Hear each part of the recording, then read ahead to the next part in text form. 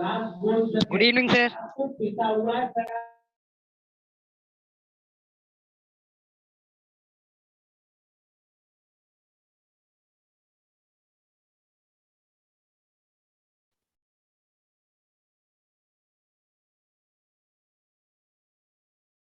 Evening good sir.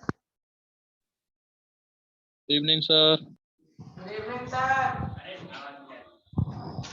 कहाँ हो sir आप? सर आप दिख नहीं रहे हो। अबे तुम लोग कहाँ हो? सर हम लोग तो यहाँ पे ही हैं।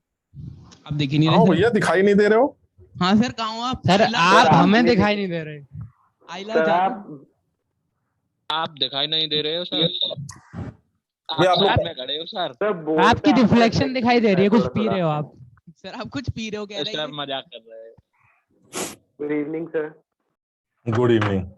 Good evening sir. Sir Good बनाज क्या? सर टेलीग्राम ग्रुप अरे बनाज। अबे यार, अच्छा एक एक मिनट रुको, एक मिनट।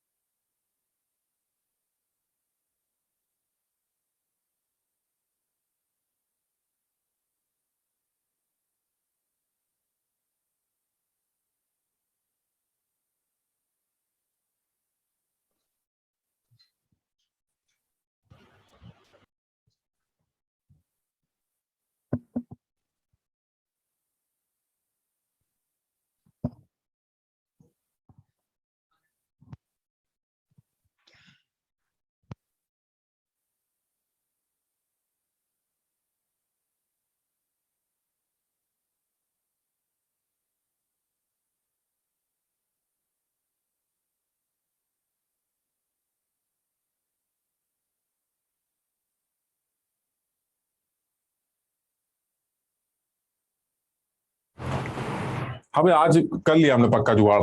एक तो तुम्हें हो सकता है अभी चैट पे भी वो लिंक मिल जाए टेलीग्राम का, और फिजिक्स वाला जो ग्रुप है तुम्हारा उसमें भी वो डाल देंगे, तो वहां से भी ज्वाइन कर सकते हो, ठीक है? माय क्लासरूम में फिजिक्स वाला। अबे फिजिक्स वाला नहीं है कोई? फिजिक्स वाला ग्रुप सर अरे फिजिक्स वाला मारे, फिजिक्स का है ग्रुप है। फिजिक्स का जो ग्रुप है नहीं है। ग्रुप की बोल रहे हैं। माई क्लासरूम में फिजिक्स वाला, बताइए। माई वही क्लासरूम समझ में रहे हैं। फिजिक्स सब्जेक्ट का एक ग्रुप बना हुआ है कि नहीं? हाँ सर। नहीं सर, जिसकी तुम, हाँ उसी की तुम दुहाई देते रहते हो सर, उनका बना हुआ है, उनका बना हुआ है, आपने नहीं बनाया है ना? वही उस ग्रुप में भी तुम्हें वो लिंक मिल जाएगा, और मुझे लगता है चैट में भी नहीं हम। एक चैट में भी शायद ग्रुप मिल जाएगा, तो वो कर लेना ज्वाइन, ठीक है? Okay sir. अब ठीक है। Okay sir. Yes sir. ये इंदिरापुरम वाले जो ये भैया, जाग रहे हो तुम लोग? आज वो कृत आया, कृत? ये रहा सबसे आगे। अरे यार कृत, तुम सबसे आगे क्यों बैठते हो बेटा? सर फ्रंट बेंचर हूं ना। अच्छा, कॉपी कॉपी में लिखा भी करो। वो देखिए एक पीछे चला गया।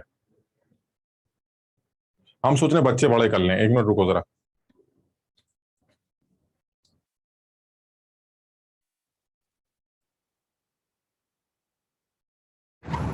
हाँ भाई, लास्ट क्लास में कहां पर थे?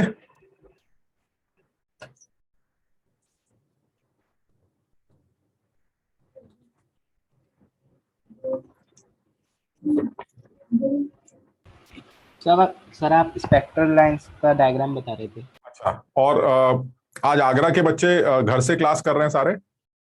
नहीं सर। हाँ, क्योंकि आगरा सेंटर बन रहे हैं आज। हाँ सेंटर बंद है।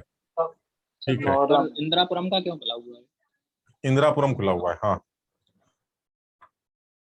चलिए ठीक है, तो हम लोग इसी को थोड़ा सा आगे बढ़ाते हैं। कल स्पेक्ट्रल लाइंस को डिस्कस कर रहे थे, तो उसी स्पेक्ट्रल लाइंस को जरा एक बार और कायदे से ऑब्जर्व करते हैं। थोड़ा और अच्छी तरह से ऑब्जर्व करते हैं ताकि कुछ और चीजें क्लियर हो जाए। और तुमने कल भी देखा था कि जब आप इस बात को पहले से समझ लेंगे कि लाइमन सीरीज क्या है, बामर सीरीज क्या है, पास्चन सीरीज क्या है, तो आप स्पेक्ट्रम को अपने हिसाब से भी समझ सकते हैं। तो कल हम लोगों ने स्पेक्ट्रम जो बनाया था, मैं उसी स्पेक्ट्रम को एक बार दोबारा बनाता हूं। मतलब वो हमें सारी सीरीज वगैरह क्लियर है, लेकिन अब मैं उस स्पेक्ट्रम को थोड़ा सा ऑब्जर्व करके देखना चाह रहा हूं। तो ये स्पेक्ट्रम था मेरा, और इस स्पेक्ट्रम में ये डिसाइड हुआ है हमारा कि आपको सबसे पहले लाइमन सीरीज का गुच्छा नजर आएगा, लाइंस का जो है वो बंच नजर आएगा। वो ऐसा होगा कि वो सबसे नीचे जो है ऐसे लाइमन सीरीज बनी होगी, लाइमन सीरीज से निकल के आने वाले फोटॉन्स होंगे ये। और लाइमन सीरीज से निकल के आने वाले फोटॉन्स जो हैं ये वो होंगे जिनकी मिनिमम एनर्जी और मैक्सिमम एनर्जी की अगर बात करें तो मैक्सिमम एनर्जी 13.6 ईवी होगी और मिनिमम एनर्जी 10.2 ईवी होगी। ठीक, उसके बाद जब बामर सीरीज आई थी तो जल्दी से बताओ बामर सीरीज को बिलोंग करने वाले फोटॉन्स की मैक्सिमम एनर्जी कितनी थी और मिनिमम एनर्जी कितनी थी? मैक्सिमम एनर्जी वाज 3.4 और मिनिमम एनर्जी हमारी कितनी थी? 1.8 आप यहां से लेकर आप आगे बढ़े, आगे बढ़ते बढ़ते बढ़ते बढ़ते बढ़ते बढ़ते मान लीजिए आप यहां तक पहुंच गए और ये आपका आ गया 3.4 ईवी आपकी मैक्सिमम एनर्जी है, और ये आपकी आ गई 1.89 आपकी मिनिमम एनर्जी आ गई। ये अलग अलग सीरीज है ना? हाँ, 1.89 ईवी। मतलब ये हमारा लाइमन सीरीज को बिलोंग कर रहा है, बिल्कुल क्लियर कट लाइमन। ये सारे लाइंस जो हैं ये लाइमन सीरीज को बिलोंग कर रहे हैं, और ये वाले सारे लाइंस हमारे बिल्कुल क्लियर कट बामर सीरीज को बिलोंग कर रहे हैं, बिल्कुल क्लियर कट। यानी जब आप फोटॉन्स निकलेंगे और उन फोटॉन्स को जब आप फोटोग्राफिक प्लेट पर ऑब्जर्व करेंगे तो आपको क्या समझ में आएगा कि इस फोटोग्राफिक प्लेट पर लाइंस का एक गुच्छा नीचे बनेगा, फिर एक खाली जगह होगी, उसके ऊपर फिर से लाइंस का एक बंच नजर आएगा, फिर एक खाली जगह होगी जो कल हम लोगों ने देखा था। और तुम्हें यह भी बताया गया था कि ये हमारा वो रीजन होगा जिसके करस्पॉन्डिंगली कोई भी फोटोन एमिट नहीं होगा। ये जितनी भी लाइंस बनी है ये लाइंस नंबर ऑफ फोटॉन्स को रिप्रेजेंट नहीं कर रही हैं, ये lines number of unique photons को रिप्रेजेंट कर रही हैं। यूनिक का मतलब समझ में आ रहा है, इस एनर्जी का फोटॉन निकलेगा, इसका निकलेगा, इसका निकलेगा, इसका, लेकिन एक पर्टिकुलर एनर्जी के बहुत सारे फोटॉन निकलेंगे, उसके बारे में मुझे कोई आइडिया नहीं। सब लोग इस बात को समझ रहे ना क्या कह रहा हूं मैं? कि अगर मान लीजिए मैं ये कहूं कि मेरे पास ये 12 लाइंस हैं, तो ये जो 12 लाइंस बनी है लाइमन सीरीज की, इसका क्या मतलब हुआ? इसका मतलब है 12 अलग एनर्जी के फोटॉन्स निकले, सिर्फ 12 ही फोटॉन्स नहीं निकले। यार ये सब समझते हो कि नहीं तुम लोग? Yes sir. ये वाली बात समझ में आ गई ना कि ये these lines represents the uniqueness of the photons, they do not represent the number of photons. So ultimately जितनी भी लाइंस बनेंगी वो लाइंस आपको ये रिप्रेजेंट करके दे रही हैं कि इतने अलग अलग एनर्जी के फोटॉन्स एमिट हुए। कितने हुए एक पर्टिकुलर एनर्जी के वो हमें नहीं पता, वो हम नहीं निकाल सकते। ठीक, अच्छा, बहरहाल ये एक खाली जगह निकल के आई। फिर कल तुमने देखा था कि जो पास्चन सीरीज को बिलोंग करने वाला आदमी था वो कैसा था? पास्चन सीरीज को बिलोंग करने वाले का जो मैक्सिमम एनर्जी था वो 1.51, और जो मिनिमम एनर्जी था वो कितना निकल के आया था? जरा जल्दी से बताओ, जो मिनिमम एनर्जी निकल के आई थी पास्चन वाली? 0.66 ईवी। बिल्कुल सही है। अच्छा, अब ये देखो जरा, क्या फिर से एक ऐसा रीजन मिल रहा है जिस रीजन को कोई भी फोटोन बिलोंग नहीं कर रहा है? ये देखिए, यानी ये फिर से एक ऐसा रीजन मिल रहा है जिस रीजन का फोटोन एग्जिस्ट नहीं करेगा। चलिए ठीक है, हम इसको बाद में नोट करेंगे। अब आते हैं ब्रैकेट सीरीज। ब्रैकेट सीरीज के बारे में कल हमने बात की थी, जो मैक्सिमम एनर्जी निकल के आनी चाहिए वो 0.85 आनी चाहिए। ब्रैकेट सीरीज को बिलोंग करने वाले फोटोन की मैक्सिमम एनर्जी तब निकल के आएगी जब इलेक्ट्रॉन इंफिनिटी से 4 पे गिरेगा, और इंफिनिटी से 4 का गैप 0.85 होता है। याद है ये सबको? ठीक, तो इसका मतलब ये हुआ कि ब्रैकेट सीरीज वाली जो आपकी बनने वाली है वो यहां से बन रही है। 0.85 कहां है बताओ जरा, कहां है 0.85? तो यहां कहीं होगा। इसका मतलब ये हुआ ब्रैकेट सीरीज के फोटॉन्स की लाइन ये बन गई, ये ब्रैकेट सीरीज।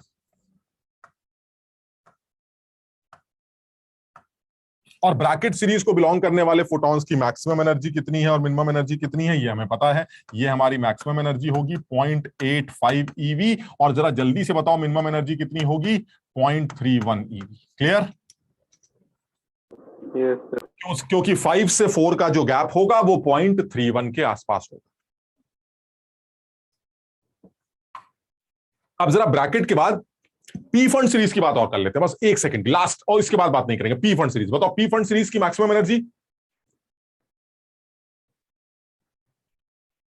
0.544, और वो 0.544 कहां है? वो 0.544 बहुत अजीब सी जगह है। 0.544 यहां है, ये चलेगा।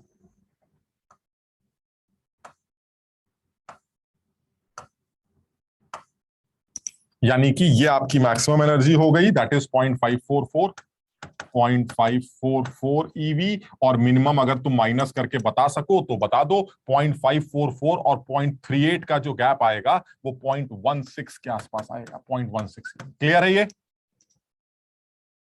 तुम जरा ये ऑब्जर्व करो, जरा चीजों को अपने हिसाब से ऑब्जर्व करके देखो जरा कि इस स्पेक्ट्रम को जब कोई आदमी ऑब्जर्व करेगा, जैसे मान लीजिए मेरी आंखों के सामने ये स्पेक्ट्रम बना है, तो इस स्पेक्ट्रम को जब मैं ऑब्जर्व करूंगा तो मुझे लाइंस पहले सबसे पहले नीचे नजर आएंगी, फिर सन्नाटा सा नजर आएगा, खाली जगह, फिर लाइंस नजर आएंगी, फिर खाली जगह नजर आएगा, और फिर उसके ऊपर ये मर्जिंग सी नजर आएगी। तुम देख रहे हो ये स्पेक्ट्रम पूरा मर्ज कर जाएगा ऊपर जाके।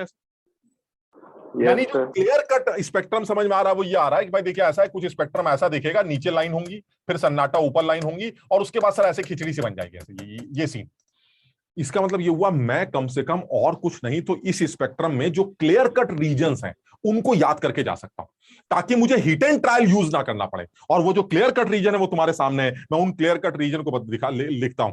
सबसे पहले जो क्लियर कट रीजन मुझे दिखाई देता है, वो सबसे पहला क्लियर कट रीजन जो दिखाई दे रहा है वो ये, आप 10.2 ईवी से लेकर कैसे लिखें, एनर्जी है ना, एनर्जी फोटोन की जो एनर्जी है वो 10.2 ईवी से लेके अगर 13.6 ईवी तक है, तो ये फोटोन पक्का किस सीरीज का आदमी है? ये पक्का लाइमन सीरीज का आदमी। क्लियर है ये वाली बात? Yes sir. अच्छा, अब अगर मैं ये लिखता हूं कि अगर कोई फोटोन जिसकी एनर्जी 10.2 ईवी से ज्यादा और 3.4 ईवी से छोटी है, तो ये हमारा सन्नाटा है। दिस इज सन्नाटा नंबर 1। इस रीजन को कोई भी फोटोन बिलोंग नहीं करेगा। सब लोग ये देख रहा है मैंने कहा इक्वालिटी लगाई है, कहा इक्वालिटी नहीं लगाई है। अगर मैंने यहां इक्वालिटी लगा दी तो क्या वो सन्नाटा रीजन होगा ना? 3.4 पर अगर इक्वालिटी लग गई तो वो बामर सीरीज का आदमी होगा। क्लियर? Yes sir. समझते होगे? चलिए ठीक है, अब बताइए, ये बिल्कुल 2 क्लियर कट रीजन है। कोई जल्दी से बताएगा तीसरा क्लियर कट रीजन कौन सा है? सर ये वाला क्लियर कट रीजन है। क्या है ये? 1.89 ईवी के से बड़ा और बराबर अगर फोटोन की एनर्जी है और 3.4 ईवी के बराबर तक उसकी एनर्जी है, तो ऐसे में आप पक्का बामर के आदमी होने चाहिए, बाल्मर सीरीज का आदमी होना चाहिए। क्लियर? सब लोग यार ये देख लेना, मैं कहीं इक्वालिटी कहीं गलत ना लगा दूं। एक बार सब लोग ध्यान से देखते रहना। 3.4 से छोटा है, कुछ गलत लिख रहे हैं क्या? अरे यार नहीं सही है। 3.4 से, अरे यार क्या हो तुम लोग भाई, सब उल्टा लिख रहे हो, सब सो रहे हैं। अरे भाई ये होना चाहिए ना, एनर्जी 3.4 ईवी से बड़ी और 10.2 ईवी से छोटी। यही तो सन्नाटा है। Yes sir. ये सही लिखा है ना? और अगर 3.4 ईवी है तो उस केस में आप बामर सीरीज को बिलोंग करेंगे, यानी 1.89 से 3.4 ईवी के बीच में आप बामर सीरीज के आदमी होंगे। फिर सन्नाटे वाला रीजन क्या आएगा? अगर आपकी एनर्जी यानी फोटोन की एनर्जी 1.51 ईवी से बड़ी है और 1.89 ईवी से छोटी है, तो ऐसे में आप सन्नाटे के रीजन को बिलोंग करेंगे। दिस इज सन्नाटा नंबर 2। कुछ क्लियर है या बताओ कुछ गलत लिखा है? एक बार सब लोग समझ लो, 1.89 से बड़ा होना चाहिए और 1.89 से छोटी होनी चाहिए और 1.51 से बड़ी होनी चाहिए। बिल्कुल सही है, ये सन्नाटे का रीजन आ गया। अच्छा, और कोई क्लियर कट रीजन दिखता है तुम्हें? कोई और क्लियर कट रीजन? मैं ये चाह रहा हूं, मैं बताऊं मेरा पर्पस क्या है। जेई में इस कॉन्सेप्ट पर सवाल जब भी एक या 2 बार पूछा गया, उसमें या नीट के पेपर की भी अगर बात करें तो उसमें ये जो सवाल पूछा गया है उसमें बच्चों को हिट एंड ट्रायल के थ्रू आंसर निकालना पड़ता है। ठीक, मैं ये सजेस्ट कर रहा हूं कि अगर मैं उस स्पेक्ट्रम के बारे में 2-4 चीजें पहले से याद करके चला गया तो मुझे हिट एंड ट्रायल नहीं लगाना पड़ेगा। और वो 2-4 चीजें मुश्किल नहीं है, आप स्पेक्ट्रम को खुद भी बनाना समझ गए हैं, आपको पता है लाइमन बामर सीरीज कैसे बनाई जाती है, तो आप चाहे तो ये स्पेक्ट्रम का पैटर्न खुद बना के चेक कर लीजिएगा, और नहीं तो ये चीजें पहले से याद करके चले जाइए कि 10.2 और 13.6 को बिलोंग करने वाला फोटोन पक्का लाइमन सीरीज को बिलोंग करेगा, और इसके बीच वाला एग्जिस्ट ही नहीं करेगा, और ये वाला पक्का बामर को बिलोंग करेगा, और इसके बीच वाला एग्जिस्ट ही नहीं करेगा। कम से कम ये 4-5 रीजन्स अच्छी तरह से ध्यान करके चले जाओ ताकि हिट एंड ट्रायल ना लगाना। मेरी बात सब लोग समझ रहे हो क्या कह रहा हूं मैं? ठीक है ना? अच्छा, अब बताओ, इसके अलावा बताओ और कोई और क्लियर कट रीजन दिखता है तुम्हें? बिल्कुल क्लियर कट रीजन जो बिल्कुल लगता है कि सर ये तो इसी सीरीज को बिलोंग करेगा। क्या पास्चन सीरीज का क्लियर कट रीजन दिखाई देता है तुम्हें? पास्चन सीरीज का क्लियर कट रीजन देखो जरा, क्या ये नहीं लगता कि सर ये व्हाइट वाली जो लाइंस आपने खींची हैं, this is clear cut Paschen? इसके ऊपर भी व्हाइट लाइंस है सर, लेकिन ऊपर वाली पास्चन की ही व्हाइट, मतलब समझो बात को, अगर वो कोई फोटोन ऊपर की रेंज को बिलोंग करता है तो मैं कंफ्यूज हो सकता हूं कि वो पास्चन वाला है या ब्रैकेट वाला होगा। वो या तो पास्चन या ब्रैकेट, एक फोटोन 2 सीरीज को बिलोंग नहीं करेगा, लेकिन तुम प्रिडिक्ट नहीं कर पाओगे कि वो पास्चन का है या ब्रैकेट का। मेरी बात समझ रहे हो कि नहीं? क्योंकि मैं क्लियर कट रीजन्स के बारे में बात कर रहा हूं, और वो क्लियर कट रीजन व्हाइट वाला रीजन ये, और ये व्हाइट वाला रीजन 1.51 के बराबर या उससे छोटा और 0.85 से बड़ा। यानी कैसे लिखेंगे इसको? एक ऐसी एनर्जी होनी चाहिए जो 0.85 से बड़ी हो, बराबर का भी निशान नहीं आएगा बड़ी, क्योंकि 0.85 के बराबर का निशान लगा दोगे तो येलो हो जाएगा। येलो मतलब ब्रैकेट वाला। पास्चन की बात कर रहे हैं, यानी 0.85 से बड़ा और 1.51 के बराबर या उससे छोटा।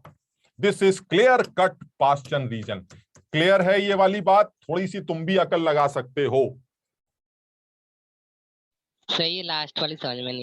देखो लास्ट वाले थोड़ा समझो बात को, जो एकदम साफ साफ दिख रहा है वो तो दिख रहा है सर, ये पूरा सफेद एकदम साफ दिख रहा है, ये आपकी पहली बात हो गई। ये सन्नाटा एकदम साफ दिख रहा है, ये आपकी दूसरी बात हो गई। सर ये वाला व्हाइट एकदम साफ दिख रहा है, ये तीसरी बात हो गई। ये सन्नाटा एकदम साफ दिख रहा है, ये चौथी बात हो गई। ये तो क्लियर कट हो गया। अच्छा, अब और क्या क्लियर दिखता है कि आप ये पहचान सके कि सर अगर ये एनर्जी है तो ये पक्का इस सीरीज को बिलोंग करेगा? तुम बताओ, आगे तो खिचड़ी सी दिख रही है कि नहीं? Yes sir. मतलब अगर मैं कहूं कि मेरा जो फोटोन है उसकी एनर्जी ये, अब बताइए कौन सा? अब तो कैसे बताओगे यार? अगर आपकी एनर्जी ये है तो मैं कैसे बताऊंगा? सर ये वाला रीजन तो सर कोई भी हो सकता है सर, हम कैसे प्रिडिक्ट करेंगे? तो जो क्लियर कट रीजन है मैं उसकी बात कर रहा हूं, वो क्लियर कट रीजन तुम बताओ, क्या व्हाइट क्लियर कट व्हाइट दिखाई देता है तुम्हें? Clear cut white region? Yes sir. और ये क्लियर कट व्हाइट रीजन मेरा थर्ड सीरीज को बिलोंग करता है, दैट इज पास्चन। ठीक, यानी पास्चन सीरीज का क्लियर कट रीजन ये वाला व्हाइट रीजन, और ये वाला व्हाइट रीजन कहां से शुरू हुआ है? 1.51 से छोटा होगा और 0.85 से बड़ा होगा, क्योंकि 0.85 येलो रीजन। भाई तुम लोग अपने आप बनाओगे तभी तो समझ में आएगा। 0.85 येलो है, इस येलो के नीचे व्हाइट है, और ये व्हाइट 0.85 से बड़ा और 1.51 से छोटा होना चाहिए। दैट इज पक्का पास्चन। बताओ, समझे? Yes sir. और ये देख लो इक्वालिटी कहां लगी और कहां नहीं लगी, क्योंकि 0.85 पर इक्वालिटी लगा दोगे तो वो ब्रैकेट बन जाएगा, बिकॉज ब्रैकेट का मैक्सिमम एनर्जी का फोटोन 0.85 का होता है।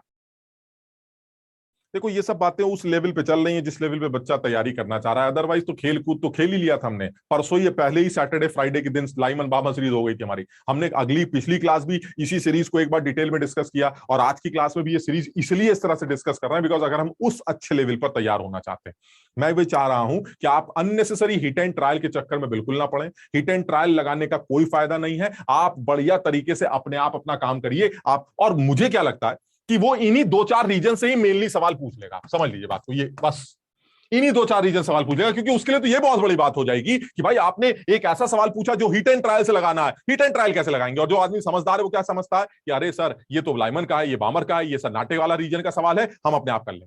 तो आप कम से कम ये 4-5 रीजन याद करके जाइएगा। वैसे तो तुम्हें जब यही नहीं समझ में आया तो तुमसे अगला क्या पूछेंगे, क्या तुम्हें कोई और ऐसा रीजन दिखाई दे रहा है जो क्लियर कट रीजन? सर 0.66 से 0.85। 0.66 बिल्कुल नहीं। 0.66 से 0.85 में येलो लाइंस भी आती हैं और व्हाइट लाइंस भी आती हैं। कैसे प्रेडिक्ट करोगे कि वो येलो वाला या व्हाइट वाला? सर 0.31 से 0.16 तक नहीं है। 0.31 से 0.16 में भी नहीं है, क्योंकि अभी मैंने हम्फ्रे सीरीज नहीं लिखी है। कौन बोल रहा था अभी? ये कोमल। जब तुम हम्फ्रे करोगी तो और मर्जिंग आ जाएगा। हाँ क्या सर? हम्फ्री इस ग्रीन वाले के अंदर ही आ जाएगा। हाँ, तो फिर मर्जिंग हो जाएगी ना। Yes sir. तो फिर कंफ्यूज हो जाएंगे। Yes sir. इसलिए क्लियर कट रीजन की बात कर रहे हैं। इनटू मिक्स सीरीज है, उसको अलग ही नाम दे। अरे ये देखो ना यार, तुम लोग देख ही नहीं रहो। बिल्कुल क्लियर कट 4 से 6 तक। ये देखिए बिल्कुल क्लियर। येलो नहीं दिख रहा है तुम्हें? बिल्कुल साफ येलो, ये वाला। एंड दिस येलो इज 0.66 से छोटा और 0.54 से बड़ा, देखो जरा, yes sir, yes this is sir. Clear cut yellow. अब इसमें कोई मर्जिंग नहीं होगी, क्योंकि जो मर्जिंग होनी थी वो ग्रीन की होनी थी, जो ऊपर से हो रही है। आगे जब आप हम्फ्री की बात करेंगे वो ऊपर से मर्ज करेगा, यानी ये येलो रीजन भी बिल्कुल क्लियर कट रीजन दिखाई दे रहा है, बिल्कुल क्लियर कट। और अगर तुम लिखना चाहते हो तो इसको भी लिख लेते हैं, this will be the last clear cut region. और इसको बहुत समझ के लिखना पड़ेगा कि किसको इंक्लूड करना है और किसको इंक्लूड नहीं करना है। मैं 0.54 को इंक्लूड नहीं कर सकता, क्योंकि 0.54 मेरा ग्रीन रीजन की लाइन है। मैं 0.66 को इंक्लूड करें या ना करें, 0.66 को, 0.66 मेरा होगा, नहीं करना चाहिए, बिकॉज 0.66 मेरा व्हाइट वाली लाइन की आखिरी लाइन। अच्छा, मैं समझ गया, यानी एनर्जी जो होनी चाहिए वो ज्यादा होनी चाहिए 0.54 से, कोई इक्वालिटी नहीं आएगी, और कम होनी चाहिए 0.66 से, कोई इक्वालिटी नहीं आएगी। और अगर ऐसा हुआ तो ये मेरा पक्का ब्रैकेट सीरीज को बिलोंग करेगा। एक बार सब लोग चेक कर लें, कहीं कोई कमी तो नहीं है, कोई इक्वालिटी नहीं आनी चाहिए। क्यों? क्योंकि अगर कोई ये पूछे कि द 0.66 EV का अगर आपका फोटोन है तो बताइए वो किस सीरीज को बिलोंग करेगा, तो आप क्या जवाब देंगे? 0.66 वाला अगर आदमी है तो वो पक्का मेरा 1.5 वाला कौन सी सीरीज है, पास्चन सीरीज को बिलोंग करेगा। समझ में आ रहा है? यानी 0.66 से आपका एनर्जी कम हुआ और 0.54 से ज्यादा हुआ तो आप इस yellow clear cut yellow region को बिलोंग करेंगे, and that will be my Brackett series. ये हमारे 5-6 रीजन्स होंगे। इन रीजन्स को अगर मैं याद करता हूं तो किसी भी तरह के सवाल का जवाब दे सकता हूं, लेकिन फिर भी मेरा सजेशन ये है कि नीट वाले एटलीस्ट ये 2-3 रीजन्स तो याद कर ही ले, ताकि हिट एंड ट्रायल ना लगाना पड़े। और जो आदमी एडवांस की तैयारी कर रहा है वो सारे रीजन जरूर ध्यान रखे, ताकि हिट एंड ट्रायल के चक्कर में ना फंसा जाए। फिर भी एटलीस्ट ये शुरू के 2-4 तो याद रखो ही रखो।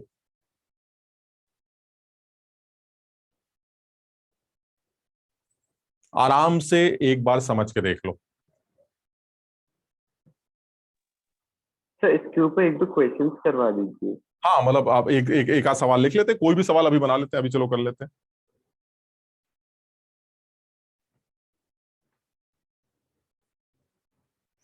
ये नोट कर लिया सबने? Yes yes sir. सर। थोड़ा सा रहा है।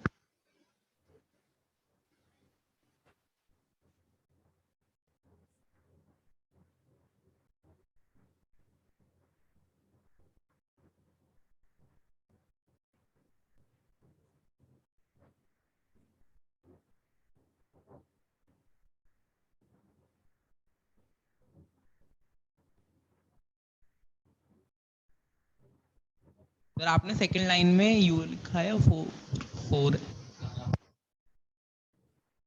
क्या बेटा? सर हो गया, नहीं, पूछ लो फिर से। हो गया सर। नहीं, पूछ लो। सर राइटिंग समझ में नहीं आ रही थी। सर थोड़ा साइड हो जाओ। नहीं, हमने वैसे तुम्हारा सवाल सुन लिया था, एक्चुअली तुम्हारे मुंह से दोबारा सुनना चाह रहे थे ताकि जलील कर सके, है ना? तुम कह रहे थे ये 3.4 है या यू, है ना? यही पूछ रहे थे ना? अगर यू बोलता तो तुम क्या समझ लेते बताओ? 3.u लिखा है, 3.u। अब यूवी ऐसे अल्ट्रावायलेट समझ लेते हैं। अच्छा। आ गया भाई, आगे बढ़े। ऐसे ड्रॉ करना थोड़ा मुश्किल हो रहा है। हाँ, ड्रॉ करना मुश्किल हो रहा है। घर में एक बार चाहो तो अपने आप ड्रॉ कर सकते हो, नहीं तो इसका स्क्रीनशॉट ले लेना, बाद में पढ़ लेना अपना, समझो। और एक्चुअली पर्पस ये ड्रॉ व्रॉ करने का नहीं, पर्पस ये कि तुम्हें पिक्चर क्लियर होनी चाहिए कि हाइड्रोजन का एमिशन स्पेक्ट्रम अगर कोई ऑब्जर्व कर रहा है तो उसको दिखता कैसा होगा। तो उसको इसी तरह से दिखता होगा, गुच्छा यहां दिखाई दिया, फिर खाली जगह दिखी, फिर गुच्छा लाइनों का दिखाई दिया, फिर खाली जगह दिखी, और उसके बाद खिचड़ी बन गई, ऐसा नजर आता हो। लेकिन अगर मैं और डिटेल में समझने की कोशिश करूं तो मैं इन गुच्छों के नाम रख सकता हूं। This is actually Lyman series, this is सन्नाटा, this is Balmer series, this is सन्नाटा एंड दिस इज पाश्चन, और उसके आगे ऐसे करके मर्ज हो गया। तो जो क्लियर कट रीजन है वो मैंने अज्यूम किए हैं। एक क्लियर कट रीजन ये है, एक ये खाली जगह है, एक ये क्लियर कट रीजन है, एक ये क्लियर कट रीजन है, एक ये व्हाइट वाला क्लियर कट रीजन है, और एक येलो वाला क्लियर कट रीजन है। वैसे अगर तुम पी फंड सीरीज बनाओ तो तुम्हें हो सकता है एक और क्लियर कट रीजन मिले, लेकिन मैं उस डिटेल में नहीं जाना चाहता। अब इतनी अकल तुम्हारे अंदर भी है, अगर आप घर में खुद सोचोगे तो आप कम से कम उन क्लियर कट रीजन्स को ऑब्जर्व करके याद कर सकते हो। फिर भी कम से कम ये 2-4 रीजन्स याद होने चाहिए ताकि आप इनको कर सकें। जैसे मान लीजिए कोई भी सवाल ले लेते हैं, ऐसे कुछ भी लिख लो। if a photon emitted during the transition from upper level to lower level having energy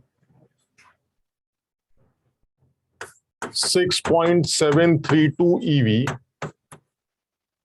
then find out the transition. ऐसे सवाल आ गया। हाइड्रोजन सर ये इमिटेड लिविंग लिखा है, क्या? फोटोन इमिटेड लिविंग लिखा है सर ये। हाँ, if a photon emitted during the transition from upper level to lower level having energy 6.732 EV, यानी फोटोन की एनर्जी 6.732 EV है। आपको बताना है वो ट्रांजिशन कौन सा होगा हाइड्रोजन के एमिशन स्पेक्ट्रम में। पहला ऑप्शन लिख देते हैं। सर है ही नहीं कुछ ऐसा। हाँ बिल्कुल, 7 ऐसे करके दुनिया भर के बकवास ऑप्शन, नॉट पॉसिबल, और एक ऑप्शन ले लिया कि 3 से 2, ऐसे कुछ भी ले लिया। तो इसमें तुम समझो ज्यादातर बच्चे कुछ ना कुछ तो करेंगे, मतलब कुछ ना कुछ इन द सेंस कि क्योंकि उनको बोला गया है कि आप हिट एंड ट्रायल सॉल्व करिए। तो जो बच्चा होगा, बेवकूफ जो बच्चा होगा, वो क्या करेगा, जैसे किताब में लिखा गया वो याद करके गया है कि तरीका ये है कि अगर फोटोन की एनर्जी दे रखी तो मैं 2 लेवल्स कंसीडर कर लेता हूं, एक ऊपर वाला लेवल और एक नीचे वाला लेवल। ऊपर से नीचे गिरने पर जो फोटोन निकल के आ रहा है उसकी एनर्जी मुझे सवाल में दे रखी है, और ऊपर वाला एनर्जी होगा -13.6 अपॉन n2², और जो नीचे वाला लेवल होगा उसकी एनर्जी क्या होगी, -13.6 अपॉन n1², और ये हमें फोटोन की एनर्जी दे रखी है 6.73। बताओ समझ में आया ये इक्वेशन? Yes sir. है ना, ऊपर वाले इलेक्ट्रॉन की एनर्जी आ गई, जब वो नीचे गिरेगा तो एनर्जी आ गई, दोनों का डिफरेंस फोटोन की वेवलेंथ एनर्जी के बराबर होगा। अब वो बच्चा करेगा क्या, n1 n2 की वैल्यू हिट एंड ट्रायल्स रखेगा, 6 रखेगा, 2 रखेगा। अब ये कोई बेवकूफ होगा यार, समझ लो कितना टाइम बर्बाद करेगा। और वो बहुत कम लोग होंगे जो समझेंगे कि नॉट पॉसिबल का भी ऑप्शन है। मतलब ज्यादातर बच्चे क्या सोचेंगे, यार कोई ना कोई ट्रांजिशन तो होगा, नॉट पॉसिबल का मतलब क्या बनता है, समझ लो। तो वो बच्चा ये सारे ऑप्शंस को चेक करने की कोशिश करेगा, सारे ऑप्शन चेक करेगा, और चेक करने के बाद उसको पता चलेगा कि इनमें से कोई भी ऑप्शन सही नहीं है, तो वो शायद मजबूरी में नॉट पॉसिबल टिक कर दे या फिर तुक्का मार के चलाए कुछ भी। जो समझदार है उसने एमिशन स्पेक्ट्रम को ऑब्जर्व किया, उसको पता है कि 10.2 और 13.6 के बीच में अगर किसी फोटोन की एनर्जी होती हाइड्रोजन के एमिशन स्पेक्ट्रम में, तो उस केस में वो हमारा लाइमन का आदमी होता। लेकिन 10.2 से 3.4 के बीच में किसी भी तरह का कोई फोटोन हाइड्रोजन के एमिशन स्पेक्ट्रम में एमिट नहीं होता। याद है ये सेकंड सन्नाटा नंबर 1? Yes sir. ये पता चलता है सर आपका जो वैल्यू है ये फोटोन का, ये तो उसी रीजन को बिलोंग कर रहा है, हमारे सन्नाटे वाले रीजन को, और सन्नाटे वाले रीजन को बिलोंग करने वाला फोटोन एग्जिस्ट ही नहीं करता। सर इसमें सोचना ही नहीं है, गलत सवाल बनाया आपने, नेवर पॉसिबल सर, ये हो ही नहीं सकता, इस तरह का कोई फोटोन एमिट हो ही नहीं सकता। तो समझ लो ना थोड़ा सा। अब इस तरह का कोई भी सवाल बनाएगा तो थोड़ा सा अकल लगा के किया जा सकता है, मजदूरी नहीं कर सकते। बिकॉज मेरा मानना यह है कि आपके एग्जाम में इतना टाइम नहीं है कि आप n1 n2 को हिट एंड ट्रायल से सॉल्व करें। तो किताबों में इसको हिट एंड ट्रायल मेथड से जो दिया जाता है, हमें समझ में नहीं आता कि वो बच्चों को क्या समझते क्या है। अरे भाई आपको तो आंसर पता है, तो आप क्या लिख देते हैं किताब वाले, by using hit and trial method n1 is equal to this and n2 is equal to this, क्योंकि आपको आंसर पता है। बच्चे को तो आंसर नहीं पता। आप कम से कम बच्चे के पॉइंट ऑफ व्यू से सोचिए कि वो हिट एंड ट्रायल मेथड कैसे यूज कर सकता है। 4 ऑप्शंस को चेक करना, एग्जाम में 1 मिनट के सवाल को सॉल्व करने के लिए वो 15 मिनट बर्बाद कर रहा है, ये बिल्कुल बेवकूफी। इसलिए तरीका तुम्हें मैंने बताया है। अगर आप अकलमंद हैं, समझदार हैं, तो आप इस बात को समझने की कोशिश करें कि कम से कम कुछ रीजन्स को तो याद करना ही चाहिए हमें। अगर मैं कुछ रीजन्स याद कर लेता हूं तो हो सकता है हमारे एग्जाम में आने वाला सवाल मैं कर लूं। हालांकि हमने वो 6 रीजन्स लिखे हैं, अगर तुम वो 6 रीजन ध्यान रखते हो तो काम चल जाए। अदरवाइज अगर आप ऊपर के भी 3-4 रीजन से काम याद करते हैं तो भी मुझे लगता है काम चल जाएगा, बिकॉज जेई में अभी इस लेवल पर सवाल नहीं बना, तो वो किसी भी एग्जाम में इस चीज से सवाल बना सकता है। यहां तक समझ में आ गया? कृत क्लियर है बेटा? पीछे भाई महिलाएं जो बैठी हैं, शाबाश। और ये इंदिरापुरम में अक्षरा नहीं, अक्षरा कोमल, यस सर। समझ में आ गया? Yes sir. Monit, yes sir. Sir reference book में भी गंदगी मचाई है। हाँ मतलब गंदी, मतलब इस तरह का सवाल एक तो बनता कम है ना, तो अब एक आध जगह पे बनता है तो वो इस तरह से लिख देते हैं कि by using it and trial ऐसे। तो अब यार ये तो बहुत इलॉजिकल है। मतलब मुझे लगता है कि हाइड्रोजन के एमिशन स्पेक्ट्रम को इससे ज्यादा समझना ज्यादा जरूरी है, सिर्फ ये समझाना कि लाइमन क्या होता है, बामर क्या होता है। अरे भाई लाइमन बामर तो आपने बता दिए भाई, ये L1 N11 होता है, N22, इसमें क्या आगे बढ़ना है। लेकिन अगर आप स्पेक्ट्रम को थोड़ा सा ऑब्जर्व करेंगे तो एक आइडिया लग जाएगा कि लाइमन सीरीज के फोटॉन्स की एनर्जी ज्यादा होती है, वो अल्ट्रावायलेट रीजन को बिलोंग करते हैं।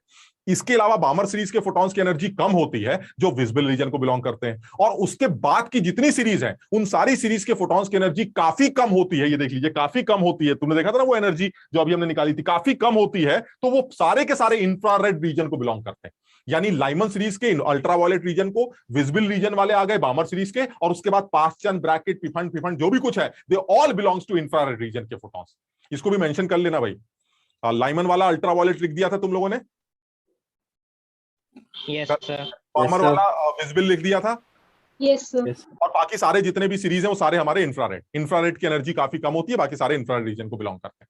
तो कहने का मतलब ये हुआ कि सर हमें लॉजिकली समझ में आ रहा है, ऐसे भी सवाल बन सकते हैं कि उस सीरीज का क्या नाम है जिसके फोटॉन्स विजिबल रीजन को बिलोंग करते हैं, वगैरह वगैरह। तो अगर पिक्चर क्लियर होगी तो हम बहुत सारे अच्छे सवालों के जवाब दे सकते हैं। तो मुझे इन चीजों का थोड़ा सा ध्यान देना चाहिए। चलिए ठीक है, और आगे बढ़ते हैं। अब काम की बात पर आते हैं। एक पॉइंट और उठाते हैं इसी टॉपिक से रिलेटेड जो बड़ा इंपॉर्टेंट लगता है, एंड उसके बारे में हम थोड़ा सा डिस्कशन कर चुके हैं, लेकिन अब हम डिटेल में उसको डिस्कस करना चाहते हैं, जिसको कहा जाता है इक्वी एनर्जी ट्रांजिशन। अब फिर मैं यही एक बात फिर से बोलना चाहता हूं कि अगर ये बच्चे को नहीं आता है तो ऐसे कुछ सवाल हैं जो अच्छी किताब में दिए गए हैं, लेकिन वो बच्चे कैसे करते हैं मुझे ये बात बिल्कुल नहीं पता। वो किताब कैसे करती है वो तो मुझे पता है, क्योंकि उनको आंसर पता है, वो कुछ भी लिख सकते हैं। बट बच्चा उस सवाल को कैसे करता है ये मुझे नहीं पता, अगर उसको ये इक्वी एनर्जी ट्रांजिशन का आइडिया नहीं। इसके नाम से क्या लगता है, इक्वी एनर्जी ट्रांजिशन, नाम से क्या लगता है? नाम से ऐसा लगता है कि दो ऐसे ट्रांजिशन जो सेम एनर्जी के, बात समझ रहे हो, दो ऐसे ट्रांजिशंस जिनकी एनर्जी का डिफरेंस, ट्रांजिशन समझ में आ रहा है? ट्रांजिशन मतलब फोटोन निकलना, नहीं, अरे निकलना, फोटोन निकलना। नहीं, ट्रांजिशन का मतलब होता है इलेक्ट्रॉन का एन से दूसरे ऑर्बिट में जंप मारना। बात समझ, दैट इज ट्रांजिशन। तो दो ऐसे ट्रांजिशंस की बात हो रही है जो सेम एनर्जी के, that is equi energy transition. यानी एक ट्रांजिशन ये है और एक ट्रांजिशन ये है। वो कह रहा है कि इन दोनों की जो एनर्जी निकल के आ रही है दैट इज सेम। बात समझ रहे हो कि नहीं मेरी? सब लोग समझ पाए क्या मतलब है? यानी इक्वी एनर्जी ट्रांजिशन का मतलब है दो अलग अलग टाइप के ट्रांजिशन जिनकी एनर्जीज सेम। यानी वो एमिशन जो फोटोन दे रहा है और इस ट्रांजिशन से जो फोटोन निकल के आ रहा है, उन दोनों फोटॉन्स की एनर्जी सेम होनी चाहिए। That should be equi energy transition. ठीक, एक चीज क्लियर है सर, अगर आप इक्वी एनर्जी ट्रांजिशन की बात कर रहे हैं तो आप किसी एक सिंगल सिस्टम की बात नहीं कर सकते। यानी आप एक अकेले सैंपल की बात नहीं कर सकते। क्यों नहीं कर सकते सर? एक चीज क्लियर है, हाइड्रोजन का अगर आपने सैंपल ले लिया तो ट्रांजिशंस के बहुत सारे लेवल्स हो सकते हैं। जैसे कल भी हमारी बात हुई थी, 8 से 2, 50 से 2, 30 से 4, 5, 50, दुनिया भर के ट्रांजिशंस हो सकते हैं। लेकिन इनमें से कोई भी ऐसा ट्रांजिशन नहीं होगा जो इक्वी एनर्जी होगा। बताओ इस बात को कितने लोग एग्री करते हैं? अकल लगाना भाई, बड़बड़ाना नहीं, एकदम सोच के जवाब देना। क्या ये कहना ठीक है कि अगर मैं किसी एक पर्टिकुलर एटम या आयन का सैंपल लूं और उसमें इलेक्ट्रॉन्स को एक्साइट करके डी एक्साइट करने के लिए छोड़ दूं, तो ऐसा एक भी दो ट्रांजिशन, ऐसे कोई भी दो अलग अलग ट्रांजिशंस नहीं हो सकते जो इक्वी एनर्जी? इस बात को एग्री करते हो या नहीं, या मैं गलत बोल रहा हूं? सर इक्वी एनर्जी ट्रांजिशन एक बार रिपीट कर दो, समझ नहीं आया ठीक से। मैं फिर से बोलता हूं। ये कौन पूछ रहा है? प्रीत। तो नाम से जिस तरह से दिखाई दे रहा है, इक्वी मतलब कृत, इक्वी अबे बड़बड़ाओगे? Yes sir. इक्वी मतलब इक्वल, एनर्जी मतलब एनर्जी, और ट्रांजिशन मतलब कूदफान। समझ रहे हो? ठीक, मैं ये टॉपिक से मुझे लग रहा है कि आप ये डिस्कस करना चाह रहे हैं कि ऐसे कौन से दो कूदफान हैं जो सेम एनर्जी एमिट करेंगे। ये तो मानते हो कि कूदफान से एनर्जी एमिट होती है फोटोन के फॉर्म में? Yes sir. तो वो कौन से दो अलग अलग टाइप के कूदफान हैं जो सेम एनर्जी एमिट करेंगे? ये टॉपिक ठीक। ओ कृत, सुन रहे हो? Yes sir. अब इसमें जो है, जो मेन पॉइंट है वो क्या है? मेन पॉइंट ये है कि किसी एक ही सैंपल में, हाँ कृत कुछ पूछना है? नो सर, यहाँ पे एक बच्चा बोल रहा है मेरे को कोविड हो गया। क्या कोविड हो गया सर शायद मुझे। अच्छा, ऑल द बेस्ट। ठीक, तो बाहर निकलो बे। अच्छा, अब नहीं होता ये सब बाहर निकलने वाला फंडा। ये बगल वाला देखो कितने रिस्क पे, मास्क वास्क लगा के। अरे सुनो बे, को स्क्रिप्ट सुनो, तुम समझ रहे हो? तो यानी मैं ये कहना चाह रहा हूं कि मेरे पास एक सैंपल है। अगर मैं ये कहता हूं कि मेरे पास हाइड्रोजन का एक सैंपल है, इस हाइड्रोजन के सैंपल में इलेक्ट्रॉन्स किसी एक लेवल से दूसरे लेवल पे जंप कर रहे हैं, ठीक, ऐसे कोई भी दो ट्रांजिशन सेम एनर्जी के नहीं हो सकते इन केस ऑफ हाइड्रोजन का सैंपल। या किसी भी एक सिस्टम का, अगर एक particular hydrogen single electron system का सैंपल ले लिया जाए, तो उस सैंपल में ऐसा कोई भी दो ट्रांजिशंस नहीं हो सकते जो सेम एनर्जी के हो। ये स्टेटमेंट समझ में आ रहा है क्या कह रहे हैं, या ये गलत लगता है? अरे सर इसको समझो, ये इंपॉर्टेंट है, इस बात को समझना इंपॉर्टेंट है कि कह क्या रहे हैं। मतलब मैं ये कह रहा हूं कि हाइड्रोजन के, अगर मैं सिस्टम को हाइड्रोजन के एटम्स के इलेक्ट्रॉन्स को एक्साइट कर दूं तो वो नीचे गिरेंगे। तो बहुत तरह के ट्रांजिशंस हो सकते हैं, बहुत अलग अलग तरह के ट्रांजिशंस हो सकते हैं। ऐसे कोई भी दो ट्रांजिशन मुझे बता दो जो सेम एनर्जी के हो। क्या ऐसा हो सकता है कि नहीं? Yes sir. नहीं हो सकता।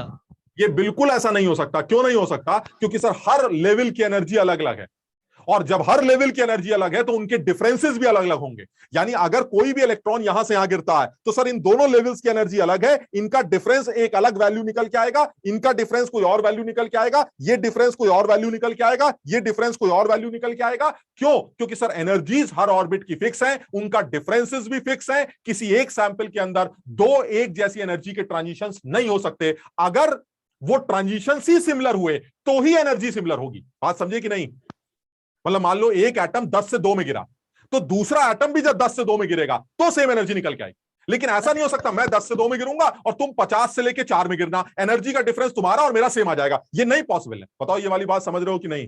सर अगर अलग अलग एटम्स के इसका मतलब एक सेकंड, तो दूसरी बात मत करो, अभी पहली बात कर रहे हैं। पहली बात ये हुई कि ये जो डिस्कशन हम करने जा रहे हैं ये किसी एक सैंपल के अंदर तो नहीं हो सकता। यानी in a particular sample there won't exist any similar type of energy transition, energy emission of different transitions. ये तो बिल्कुल क्लियर।